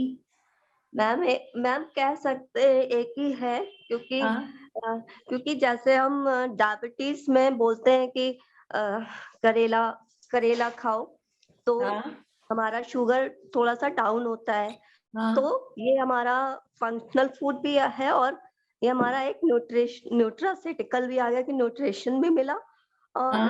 हमारा फार्माकोलॉजी मतलब हमें दवाई जो है वो कम लेनी पड़ेगी उससे, मतलब नहीं, कुछ इस तरह की। नहीं, ओके, चलिए ठीक है, आपने इसकी एक मेडिसिनल इंपॉर्टेंस बताई करेला की, ठीक है, बट यहाँ पर न्यूट्रास्यूटिकल्स ये केवल हमें हेल्थ बेनिफिट ही नहीं बताते, बल्कि ये हमें अवेलेबल भी किस तरह से होते हैं, ये एक हमें प्रोडक्ट के रूप में अवेलेबल होते हैं, है ना। तो अब मैं आपको एक छोटे छोटे सेंटेंसेस में इनका एक बेसिक डिफरेंस बता दे रही हूँ कि what is the basic difference. तो डिफरेंस क्या है? फंक्शनल फूड्स देखिए क्या है कि ये डाइट में कंज्यूम किए जाते हैं, जिनकी की कौन से भोजन है जिनकी साइंटिफिकली जिनके हेल्थ बेनिफिट्स असेस हो चुके हैं, उनको तो हम फंक्शनल फूड्स कहते हैं, ठीक है। और न्यूट्रास्यूटिकल्स क्या है? ये भी एक फार्माकोलॉजिकल प्रोडक्ट हैं, लेकिन क्या है? They are product with biological functions that are derived only from foods. यानी इनमें जो प्रोडक्ट में जो इंग्रेडिएंट्स डाले जाते हैं वो हमारे नेचुरल फूड प्रोडक्ट से ही मिलाकर डाले जाते हैं। और जबकि डाइटरी सप्लीमेंट्स क्या है? ये इंजेस्टेबल प्रिपरेशंस तो हैं, यानी इनको हम खा तो सकते हैं, लेकिन क्या है ये purposefully added to diet to benefit health, but they are not necessarily derived from food. मतलब जो डाइटरी सप्लीमेंट्स हैं ये जरूरी नहीं कि ये हमारे नेचुरल फूड से ही ये इंग्रेडिएंट्स लिए गए हों, ये कोई नेसेसरी नहीं है। डाइटरी सप्लीमेंट की मैं बात कर रही हूँ, लेकिन न्यूट्रास्यूटिकल्स में जो इंग्रेडिएंट्स मिलाए जाते हैं they are derived only from our food products. Okay, तो ये इन दोनों में बेसिक डिफरेंस है न्यूट्रास्यूटिकल्स और डाइटरी सप्लीमेंट्स में। हाँ, सिमिलैरिटी क्या है? They both are sold over the counter, मतलब ओटीसी प्रोडक्ट्स हैं, ओवर द काउंटर मिलते हैं, यानी आप किसी शॉप से न्यूट्रास्यूटिकल्स भी खरीद सकते हैं और डाइटरी सप्लीमेंट्स भी खरीद सकते हैं। बेसिक डिफरेंस क्या है कि डाइटरी सप्लीमेंट्स में केमिकल्स फॉर्मुलेशंस भी हो सकते हैं, केमिकली बनाया गया जो न्यूट्रिएंट है वो भी हो सकता है, जबकि न्यूट्रास्यूटिकल्स में ये क्या होते हैं? ये are made from natural food products. तो ये हमारी जो पर्सनलाइज्ड डाइट है उसका जो साइंटिफिक कंसेप्ट अभी नया आ रहा है कि हमारी जो पर्सनलाइज्ड डाइट है वो कैसी होनी चाहिए, हमारी एज के अनुसार होनी चाहिए, हमारे बॉडी कॉम्पोजिशन के अनुसार होनी चाहिए, न्यूट्रिशनल स्टेटस के अनुसार होनी चाहिए, या हमारी फिजिकल एक्टिविटी के अनुसार होनी चाहिए। तो इसके अनुसार अब न्यूट्रास्यूटिकल्स को बहुत ज्यादा हम पॉपुलर कैटेगरी में अब रखते जा रहे हैं, और जो फूड साइंस और फूड टेक्नोलॉजी है वो दिन प्रतिदिन नए नए न्यूट्रास्यूटिकल्स की रेंज को मार्केट में लेकर आ रही है, ठीक है। तो अब हम इसके बाद न्यूट्रास्यूटिकल्स के बाद हेल्थ अवेयरनेस जो पहली कैटेगरी है उसके नेक्स्ट में आ जाते हैं, और ये इसके बाद नेक्स्ट कैटेगरी, पहली कैटेगरी के बाद आ जाती है second category, trend for value. Trend for value, ठीक है, जो मैंने शुरुआत में 3 स्लाइड्स आप लोगों को दिखाई थी, तो उसमें पहली थी trend for health and wellness awareness, और दूसरी कैटेगरी क्या थी? Trend for value. तो उसमें ये पहला आता है जेनेटिकली मॉडिफाइड फूड। अब ये है क्या? ये जो ट्रेंड फॉर वैल्यू है ये है क्या आपकी? ये आपको क्या बताया था? कोई मेरी बात को सुन रहा है? कोई बताएगा ट्रेंड फॉर वैल्यू?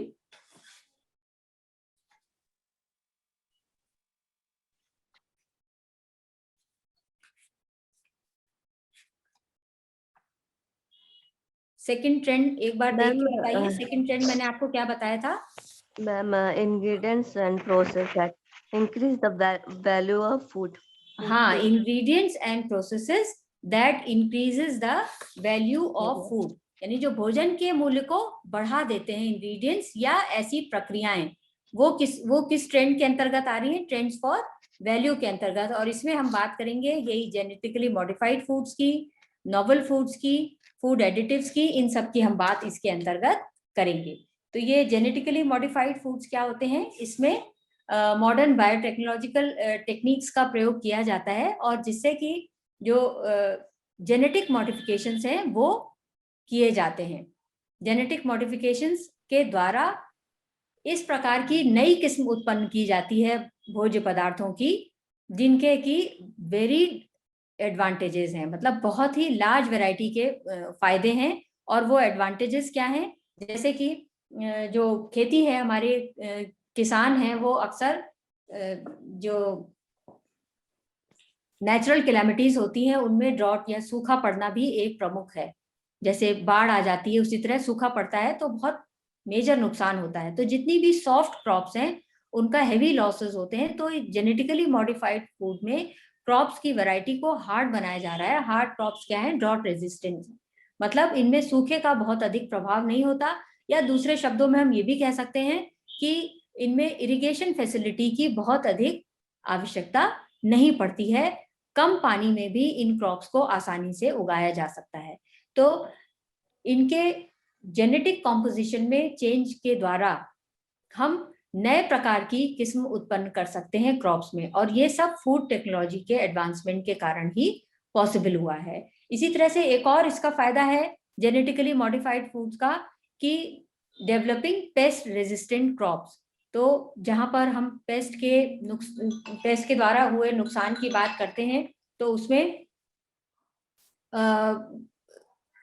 जब इस तरह की मॉडिफाइड क्रॉप उत्पन्न होगी जिनमें पेस्ट का कोई असर ही नहीं होगा, तो ऑब्वियसली हम अपनी पैदावार को बचा कर रख सकते हैं, अपने पॉपुलेशन के इस्तेमाल के लिए रख सकते हैं, और इवन जब स्टोरेज के लिए इनको ले जाते हैं तो वहां भी हम इनको safe and sound ready to consume अवस्था में बनाकर रख सकते हैं।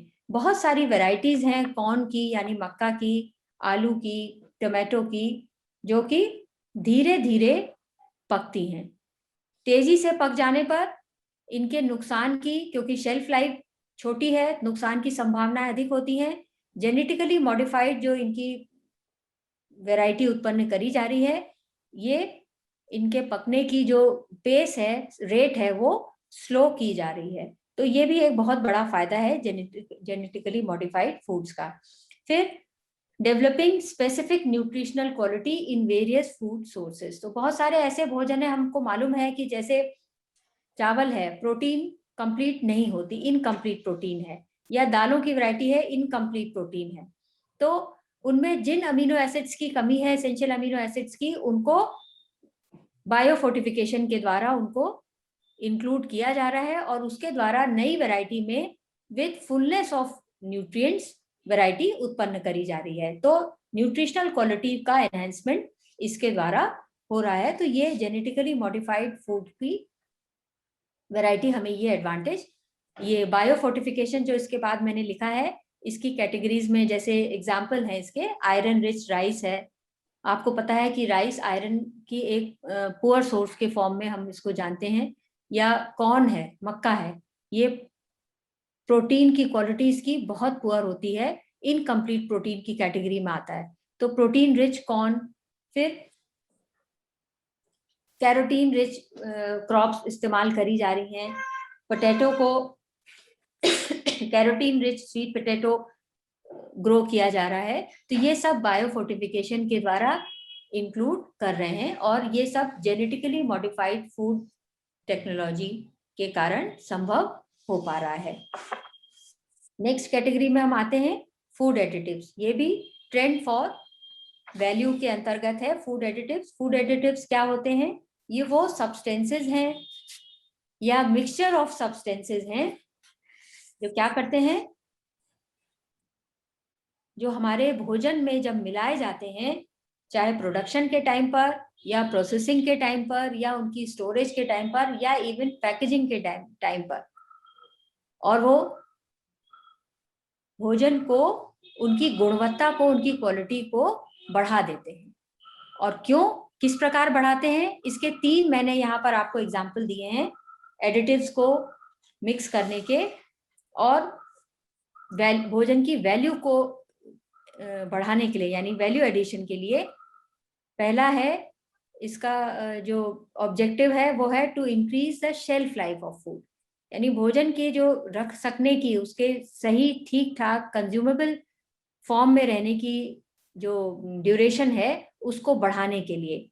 तो जैसे ये मैंने यहाँ पर एक मेंशन भी किया है ब्यूटाइलेटेड हाइड्रोक्सी एनिसोल का, BHA का, या मैंने TBHQ यहाँ पर एक एडिटिव का नाम यहाँ पर मेंशन किया है, टर्शरी ब्यूटाइल हाइड्रोक्विनोन का। ये सब ये फैट्स एंड ऑयल्स में जैसे मिलाए जाते हैं, ठीक है। तो ये एंटीऑक्सीडेंट्स की तरह काम करते हैं और रेंसिडिटी को प्रिवेंट करते हैं। या बेंजोइक एसिड मिलाया जाता है, तो ये सब बेंजोइक एसिड ज्यादातर जो फैट स्प्रेड्स हैं उनमें मिलाया जाता है। तो ये एडिटिव्स के फॉर्म में केमिकल ऐड किए जाते हैं फूड सब्सटेंसेस में। ये बेसिकली ये तो जो पहली जो मैंने कैटेगरी है, ये प्रोसेसिंग के दौरान ऐड किए जाते हैं to increase shelf life and they act as a antioxidants. दूसरा मैंने इसका ऑब्जेक्टिव लिखा है to improve the nutritive value of the food, भोजन के पोषक मान को बढ़ाने के लिए। अब इसका एग्जाम्पल के तौर पर जैसे पोटेशियम आयोडेट लिखा है, आप सभी को मालूम है कि जो आयोडाइज सॉल्ट होता है, आयोडीन की कमी को प्रिवेंट करने के लिए आयोडीनीकृत नमक ही अब सेल किया जाता है, और ये एक एडिटिव के फॉर्म पे पोटेशियम आयोडेट नमक में, क्योंकि ये कॉमन कैरियर है, कॉमनली कंज्यूम फूड प्रोडक्ट है, एक ऐसा फूड सब्सटेंस है जो कॉमनली भोजन में मिलाया जाता है, तो इसलिए पोटेशियम आयोडेट नमक में मिलाया जाता है। ये न्यूट्रिटिव वैल्यू को इंक्रीज करता है। इसी तरह विटामिन ए आपको मालूम है जितने भी खाद्य तेल हैं ज्यादातर फोर्टिफाइड होते हैं, तो एज एडिटिव उनमें विटामिन ए या विटामिन डी मिक्स किया जाता है एज एडिटिव। तीसरा फूड एडिटिव्स का ऑब्जेक्टिव है to improve the quality of food, भोजन की गुणवत्ता में, चाहे वो कलर संबंधी हो यानी रंग को इम्प्रूव करने के लिए। जैसे आपने देखा होगा बहुत बटर का एक अपना एक पिक्यूलियर लाइट येलो कलर होता है, या आइसक्रीम्स बड़े अच्छे अच्छे कलर्स में आती हैं तो कलरिंग एजेंट्स मिलाए जाते हैं। आपने सनसेट येलो का नाम सुना होगा, तो ये सब क्या है, कलरिंग एजेंट्स हैं जो एज एडिटिव मिलाए जाते हैं। Just minute.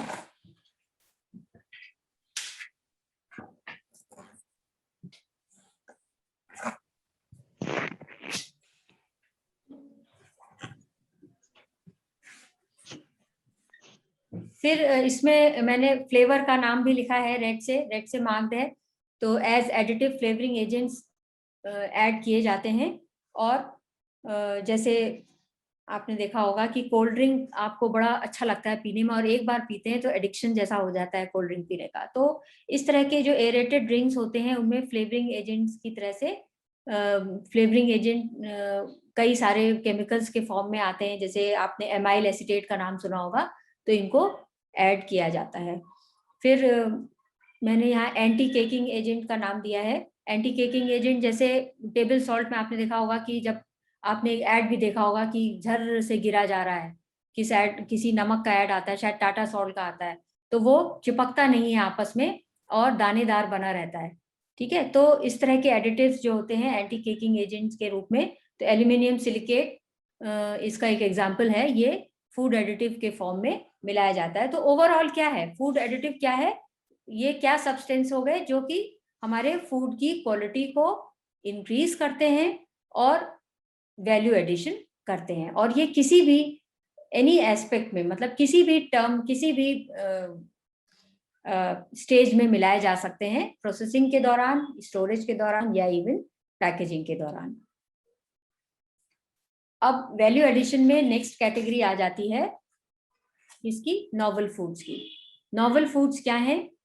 नॉवल फूड है जो कि डिफाइन किए गए हैं, जिनकी की कोई पास्ट ऐसा कुछ नहीं है कि, मतलब इनकी कोई सिग्निफिकेंट हिस्ट्री नहीं है कि इनको पहले से कंज्यूम किया जाता रहा है, और ये क्या है जो कि अभी नए ही हैं, और due to research and development, जो R&D प्रैक्टिसेस होती हैं, स्पेशली जैसे CFTRI के मैंने आपको फूड प्रोडक्ट्स की बात अभी एक स्लाइड भी मैंने आपको दिखाई थी, तो उसके दौरान जब रिसर्च एंड डेवलपमेंट की प्रक्रिया होती है तो उसमें ये उत्पन्न होते हैं, और इनका अभी बहुत अधिक प्रयोग, पहले आप कहीं इनका जो डिस्क्रिप्शन है वो नहीं पाएंगे।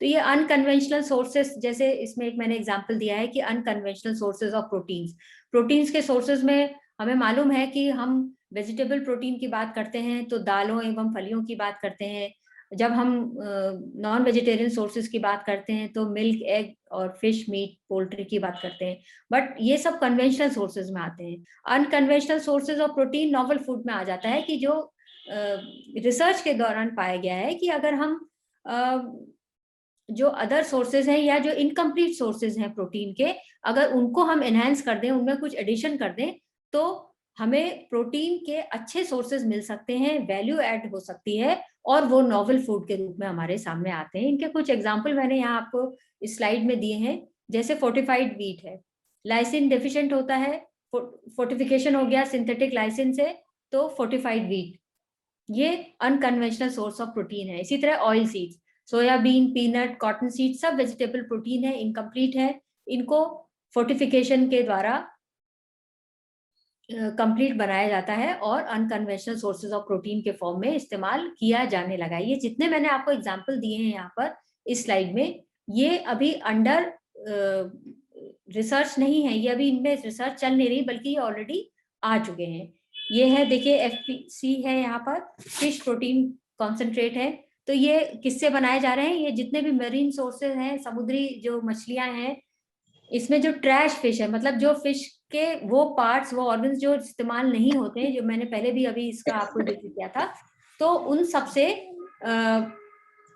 उन सबका इस्तेमाल करके और उनका पाउडर बनाया जा रहा है, फिश फ्लावर बनाया जा रहा है। और आपको पता है कि बहुत ही हाईली ऑब्जेक्शनेबल इसकी ओडर होती है, जो कि इजीली कंज्यूम नहीं की जा सकती, तो इसको ओडरलेस बनाया जा रहा है। मतलब ये ऐसा नॉवल फूड है जिसमें ना केवल हमने प्रोटीन के सोर्स जो वेस्ट जा रहे थे उनका इस्तेमाल किया, बल्कि उनके जो ऑब्जेक्शनेबल पार्ट थे उनको रिमूव कर दिया, और हाईली एक्सेप्टेबल फिश फ्लावर इससे बनाया गया है, जिसका इस्तेमाल बहुत तरह के प्रोडक्ट्स बनाने में किया जा रहा है।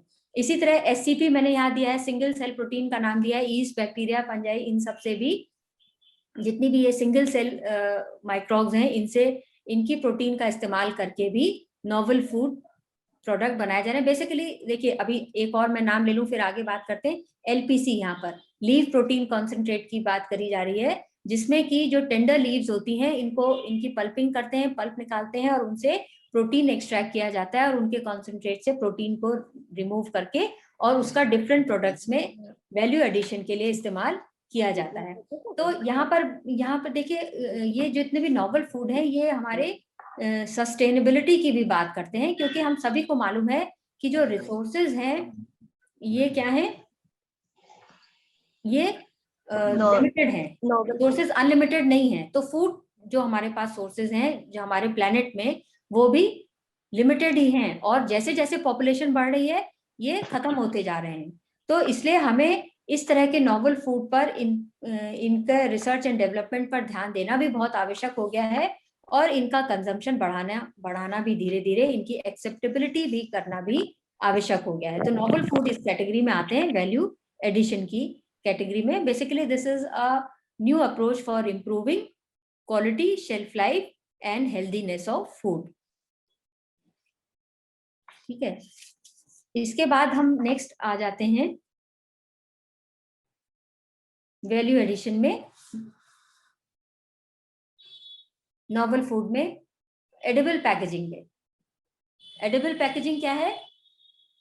पैकेजिंग का ऐसा फॉर्म जिसको कि आप उसके साथ ही भोज्य पदार्थ को खा सकते हैं। तो अभी ये किसके लिए बोन साबित हुआ है? ये बेसिकली जो बहुत एक्सट्रीम कंडीशंस में, जहां पर हम अपने प्लेनेट में जाते हैं, या इवन जो हमारे एस्ट्रोनॉट्स हैं, उनके लिए ये बहुत फ्रूटफुल साबित हुई है एडिबल पैकेजिंग, जहां बिना कुछ इसमें चेंजेस लाए हुए या बिना तैयारी के या बिना कोई पैकेजिंग खोले हम इसको डायरेक्ट कंज्यूम कर सकते हैं एडिबल पैकेजिंग के रूप में। और इसमें जैसे लिखा हुआ है पॉलीसेक्राइड्स, प्रोटीन्स और लिपिड्स के बायोपॉलीमर्स को यूज किया जाता है, फिल्म्स या कोटिंग्स बनाई जाती हैं जिसको फूड प्रोडक्ट को पैकेजिंग मटेरियल के रूप में इस्तेमाल करते हैं और एज इट इज इसको यूज कर लेते हैं, खा लेते हैं, एडिबल होती है, खाने योग्य होती है। ठीक है। और अब एक इसी में नोवेल फूड में मैंने एक और यहाँ पर टर्म यूज किया है, नैनो टेक्नोलॉजी इन फूड। ये अभी नया टर्म है और आ रहा है धीरे धीरे हमारी फूड इंडस्ट्री में। और ये बेसिकली है क्या, reconstructing nature at the atomic and molecular level. मतलब हम इसमें जहाँ चेंजेस की बात करते हैं तो वो चेंजेस मैक्रो लेवल पर नहीं होता है, नैनो लेवल पर होता है, यानी माइक्रो से भी छोटे लेवल पर हम इसमें चेंजेस करते हैं। और किस चीज में, फूड के अंदर भी चेंजेस और अराउंड फूड प्रोडक्ट्स भी चेंजेस लाते हैं जिससे कि सेफ और होलसम फूड हमको मिल सके। और अभी हमारे फूड जो इंडस्ट्री है उसमें अभी तक नैनो टेक्नोलॉजी कुछ कैंडीज में इस्तेमाल हुई है, और या फिर जैसे बेबी बॉटल्स हैं या प्लास्टिक स्टोरेज कंटेनर्स हैं उनमें इस्तेमाल हुई है। और they are basically used for detect bacteria in packaging, है ना। तो they this nano technology is utilised to detect bacteria in food packaging. तो अभी there are concern from consumers and regulatory agencies, मतलब नैनो टेक्नोलॉजी की acceptability को लेकर अभी थोड़े कंसर्न्स हैं। क्यों? क्योंकि ऐसा फील करते हैं कंज्यूमर्स कि इस नैनो टेक्नोलॉजी से कहीं कोई टॉक्सिसिटी तो एसोसिएटेड नहीं है, तो इसलिए अभी ये अंडर रिसर्च है। अभी इसके बहुत ज्यादा एडिबल कोई फूड प्रोडक्ट्स मार्केट में नहीं आए हैं। तो ये क्या है, ये भी आ जाता है वैल्यू एडिशन के फॉर्म में। एक और यहाँ पर हम बात कर लें इसी के साथ साथ स्पेस फूड की। स्पेस फूड ये एक बहुत रिवोल्यूशनरी फूड इंडस्ट्री का, फूड टेक्नोलॉजी का एक स्टेप है जिसने कि एस्ट्रोनॉट्स के लिए लाइफ इजी बना दी।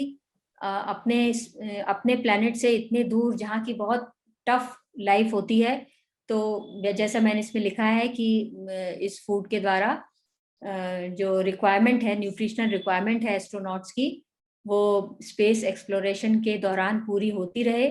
और it fill not only physiological requirements to sustain life but psychological needs for refreshment and joy during the long and tough mission to space. तो वहाँ इतनी मोनोटोनस लाइफ हो जाती है और इतनी टफ होती है, तो इसलिए एस्ट्रोनॉट्स को अपने फिजियोलॉजिकल के साथ साथ साइकोलॉजिकल नीड्स को भी फुलफिल करना बहुत जरूरी होता है। और फूड टेक्नोलॉजी में स्पेस फूड ने इस कमी को पूरा किया है। And nowadays there are a number of variety of space foods are available. And space food research innovation के अंतर्गत अभी लगातार चल रहे हैं, क्योंकि बहुत सारे एक्सपीडिशंस हो रहे हैं, बहुत सारे स्पेस शटल्स जा रहे हैं, तो इसकी रिक्वायरमेंट भी धीरे धीरे बहुत बढ़ रही है। और क्या इनकी रिक्वायरमेंट्स होती हैं कि हमें जैसा वहाँ का जीरो ग्रेविटी एनवायरनमेंट है, तो उसमें और जो स्पेस शटल है उसके मूवमेंट के लिए बहुत ज़्यादा हीट की आवश्यकता होती है। तो हमें कैसा भोजन चाहिए, तो स्पेस फूड रिसर्च इनोवेशन इसमें काम करता है। हमें हीट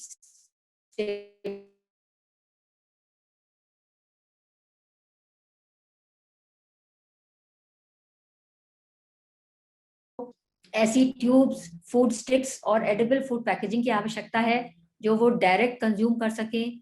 और बाइट साइज क्यूब्स, ये एक बड़ा रिवोल्यूशनरी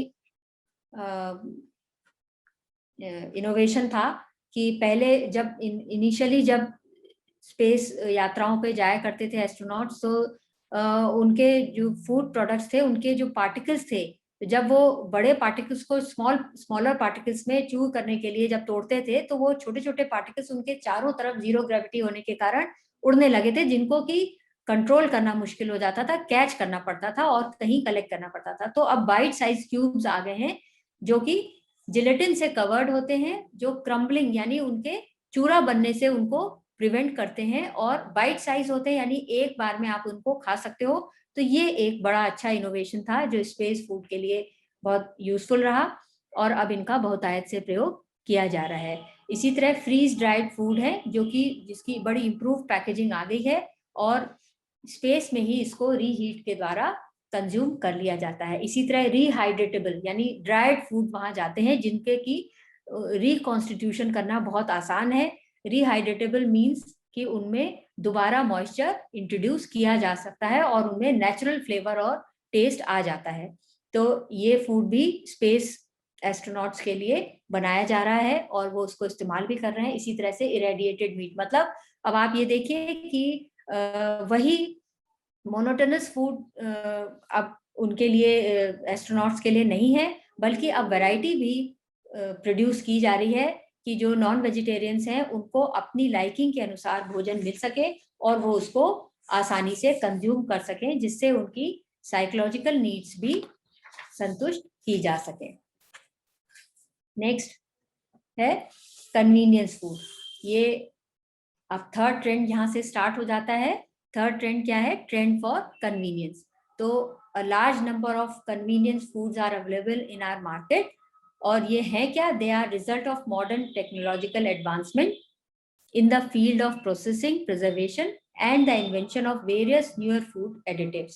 तो जितने भी नए फूड एडिटिव्स बने हैं, जितने प्रोसेसिंग मेथड्स नए नए आते जा रहे हैं, परिरक्षण की विधियां नई नई आती जा रही हैं, उन्होंने कन्वीनियंस फूड की एक लार्ज कैटेगरी हमारे सामने रख दी है। और कन्वीनियंस शब्द से ही क्लियर है कि जो हमें सुविधा प्रदान करते हैं। इसको जहां मैंने शुरुआत की स्लाइड में आपको एक्सप्लेन भी किया था कि क्यों कन्वीनियंट फूड अब ज्यादा पॉपुलर हो गए हैं, वो आप उसको देखिएगा कि परिवार छोटे होते जा रहे हैं, टाइम की कमी है, वर्किंग पॉपुलेशन बढ़ती जा रही है, ठीक है। तो ये सब कारण है कि हमें कन्वीनियंट फूड अब ज्यादा कंज्यूम करने की आवश्यकता है। अब इसके यहाँ पर मैंने कुछ एग्जांपल्स दिए हैं, जैसे इंस्टेंट ड्राई मिक्सेस हैं। आपने देखा होगा मार्केट में जाते हैं, बहुत सारे ब्रांड्स हैं जिनके मिल्क पाउडर मिलते हैं, गुलाब जामुन मिक्सेस मिलते हैं, इडली डोसा मिक्सेस मिलते हैं, आपको ड्राई पाउडर फॉर्म में मिलते हैं, वेट फॉर्म में मिलते हैं, सूप्स के पैकेट्स आपको मिलते हैं। सूप्स के पैकेट ड्राई फॉर्म में भी मिलते हैं और वेट में भी, जिनको आप डायरेक्ट हीट करें और खा लें। फिर केक मिक्सेस हैं, मसाला मिक्सेस हैं, बहुत सारी चीजें हैं। बहुत large number of variety of instant dry mixes हैं जिनको आप रिहाइड्रेट करें और वेरियस रेसिपीज के फॉर्म में आप इनको इस्तेमाल कर सकते हैं।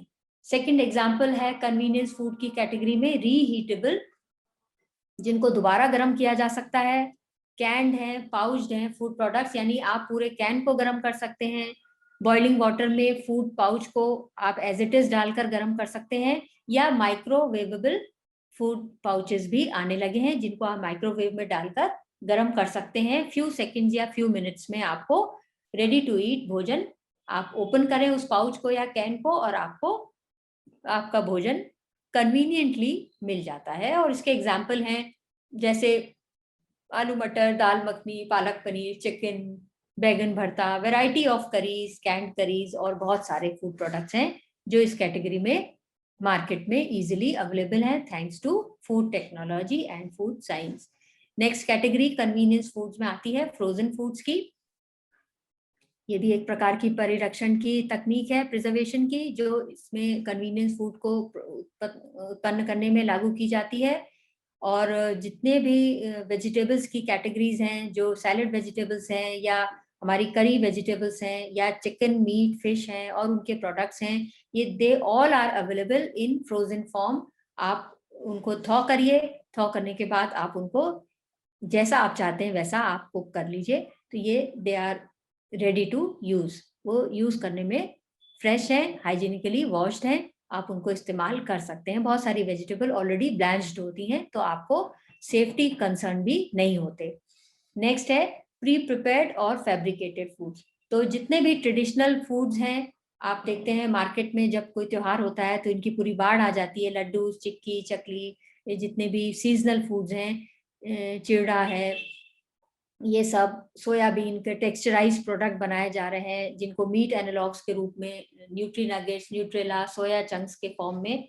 तो ये सब क्या है? ये सब फूड प्रोडक्ट वो हैं जो हमें कन्वीनियंस प्रोवाइड करते हैं, आसानी देते हैं, और एक चीज और भी ध्यान रखते हैं कि ये इनकी न्यूट्रिशनल वैल्यू भी होती है, इनके न्यूट्रिशनल लॉसेस नहीं होते हैं, और इसका विशेष ध्यान इनकी प्रोसेसिंग के दौरान रखा जाता है। तो these all are foods which comes under trend for convenience. Okay, so I think this is all about latest trends in food advancement in and food science and food technology. Now what is the time? It's already 5:39. अब इसके बाद हम वापस आते हैं अपने query section की तरफ। आप में जितने भी अभी यहाँ पर हैं क्लास में अवेलेबल स्टूडेंट्स।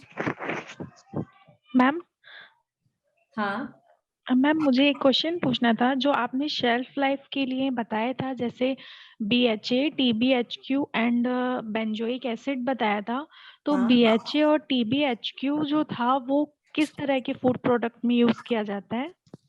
मैंने उसमें आपको क्या बताया था, BHA और उसमें एडिटिव्स के फॉर्म में बताया था। Yes ma'am. एडिटिव्स के फॉर्म में बताया था ना, BHA को ब्यूटाइलेटेड हाइड्रोक्सी एनिसोल बताया था। तो ये फैट्स एंड ऑयल्स में इस्तेमाल किए जाते हैं, और ये एज फूड एडिटिव मिलाए जाते हैं एंटीऑक्सीडेंट्स के रूप में। आपको मालूम है कि जब लंबे समय तक फैट्स एंड ऑयल्स रखे जाते हैं तो इनमें रेंसिडिटी उत्पन्न होती है ड्यू टू ऑक्सीडेटिव चेंजेस। तो एंटीऑक्सीडेंट्स के फॉर्म में BHA फैट्स एंड ऑयल्स में मिलाए जाते हैं। और जो TBHQ मैंने बताया था आपको, टर्शियरी ब्यूटाइल हाइड्रोक्सीक्विनोन, ये जो है जो फैट स्प्रेड्स होते हैं मेयोनेज में आपको मिलेगा, या जो फैट स्प्रेड्स होते हैं उनमें मिलेगा, चीज स्प्रेड्स जैसे आते हैं उनमें भी ये एज एडिटिव्स मिले। जरूरी नहीं सभी ब्रांड जितने मार्केट में अवेलेबल सब मिलाएं, लेकिन ये कॉमनली मिलाया जाने वाला फूड एडिटिव है। Okay ma'am, thank you.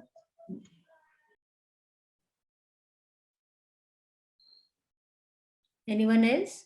Ma'am novel food में आप LPC बताई थी, LPC मतलब क्या था?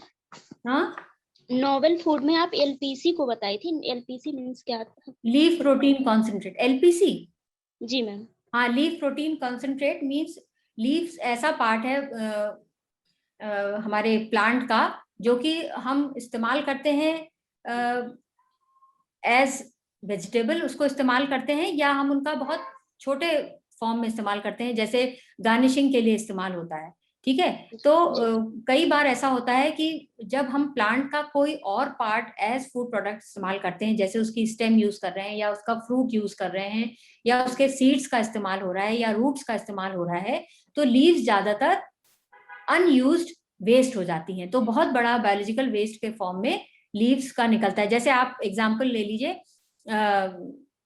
आपके कॉलीफ्लावर आपने खाया होगा, तो आप उसका जो फ्लावर वाला पोर्शन है सिर्फ वो यूज करते हैं, लीव ज्यादातर उसकी वेस्ट जाती है। नहीं।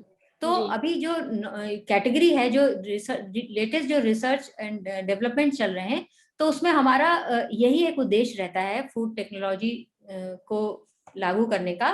फूड साइंटिस्ट का ये उद्देश्य होता है कि हम ज्यादा से ज्यादा ऐसी कैटेगरी का इनोवेशन कर पाए जिसमें कि हम बायो वेस्ट जितने हो रहे हैं उनको हम कैसे ही कंज्यूमर के लिए वैल्यू एडिशन कर पाए और उनके लिए कोई नया प्रोडक्ट लेकर आ पाए। तो लीफ प्रोटीन कॉन्सेंट्रेट जो होते हैं, LPCs जो होते हैं, इनमें प्रोटीन जो लीव्स होती हैं उनकी पल्पिंग करते हैं, यानी उनका पल्प बनाकर, और उनमें केमिकली उनमें जितना जो प्रोटीन होता है उनको एक्सट्रैक्ट किया जाता है, उसको वेरियस प्रोडक्ट्स में प्रोटीन कंटेंट बढ़ाने के लिए इस्तेमाल किया जाता है। Okay ma'am, thank you. और इसको एनिमल फीड के फॉर्म में भी इस्तेमाल किया जा रहा है, बायो फर्टिलाइजर्स में भी मिलाया जा रहा है लीफ प्रोटीन कॉन्सेंट्रेट्स को। तो जहां जहां प्रोटीन की आवश्यकता है, जैसे हम अपनी सॉइल की फर्टिलिटी को बढ़ाना चाहते हैं, वहां पर भी। और ये सब क्योंकि बायोलॉजिकल वेस्ट से बना है, तो ये पूरी तरह से सेफ है कंजम्पशन में। तो ये नए इनोवेशंस हैं फूड टेक्नोलॉजी के। ओके।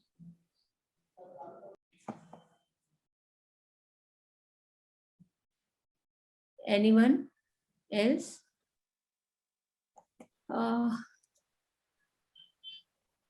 हो गया है बच्चों की क्लास अब एंड अच्छा। करा जाए? मेरा अभी ये आगे कंटिन्यू रहेगा, अभी ये टॉपिक कंप्लीट हुआ है, इसके बाद ये कल के क्लास में आगे कंटिन्यू रहेगा नेक्स्ट टॉपिक।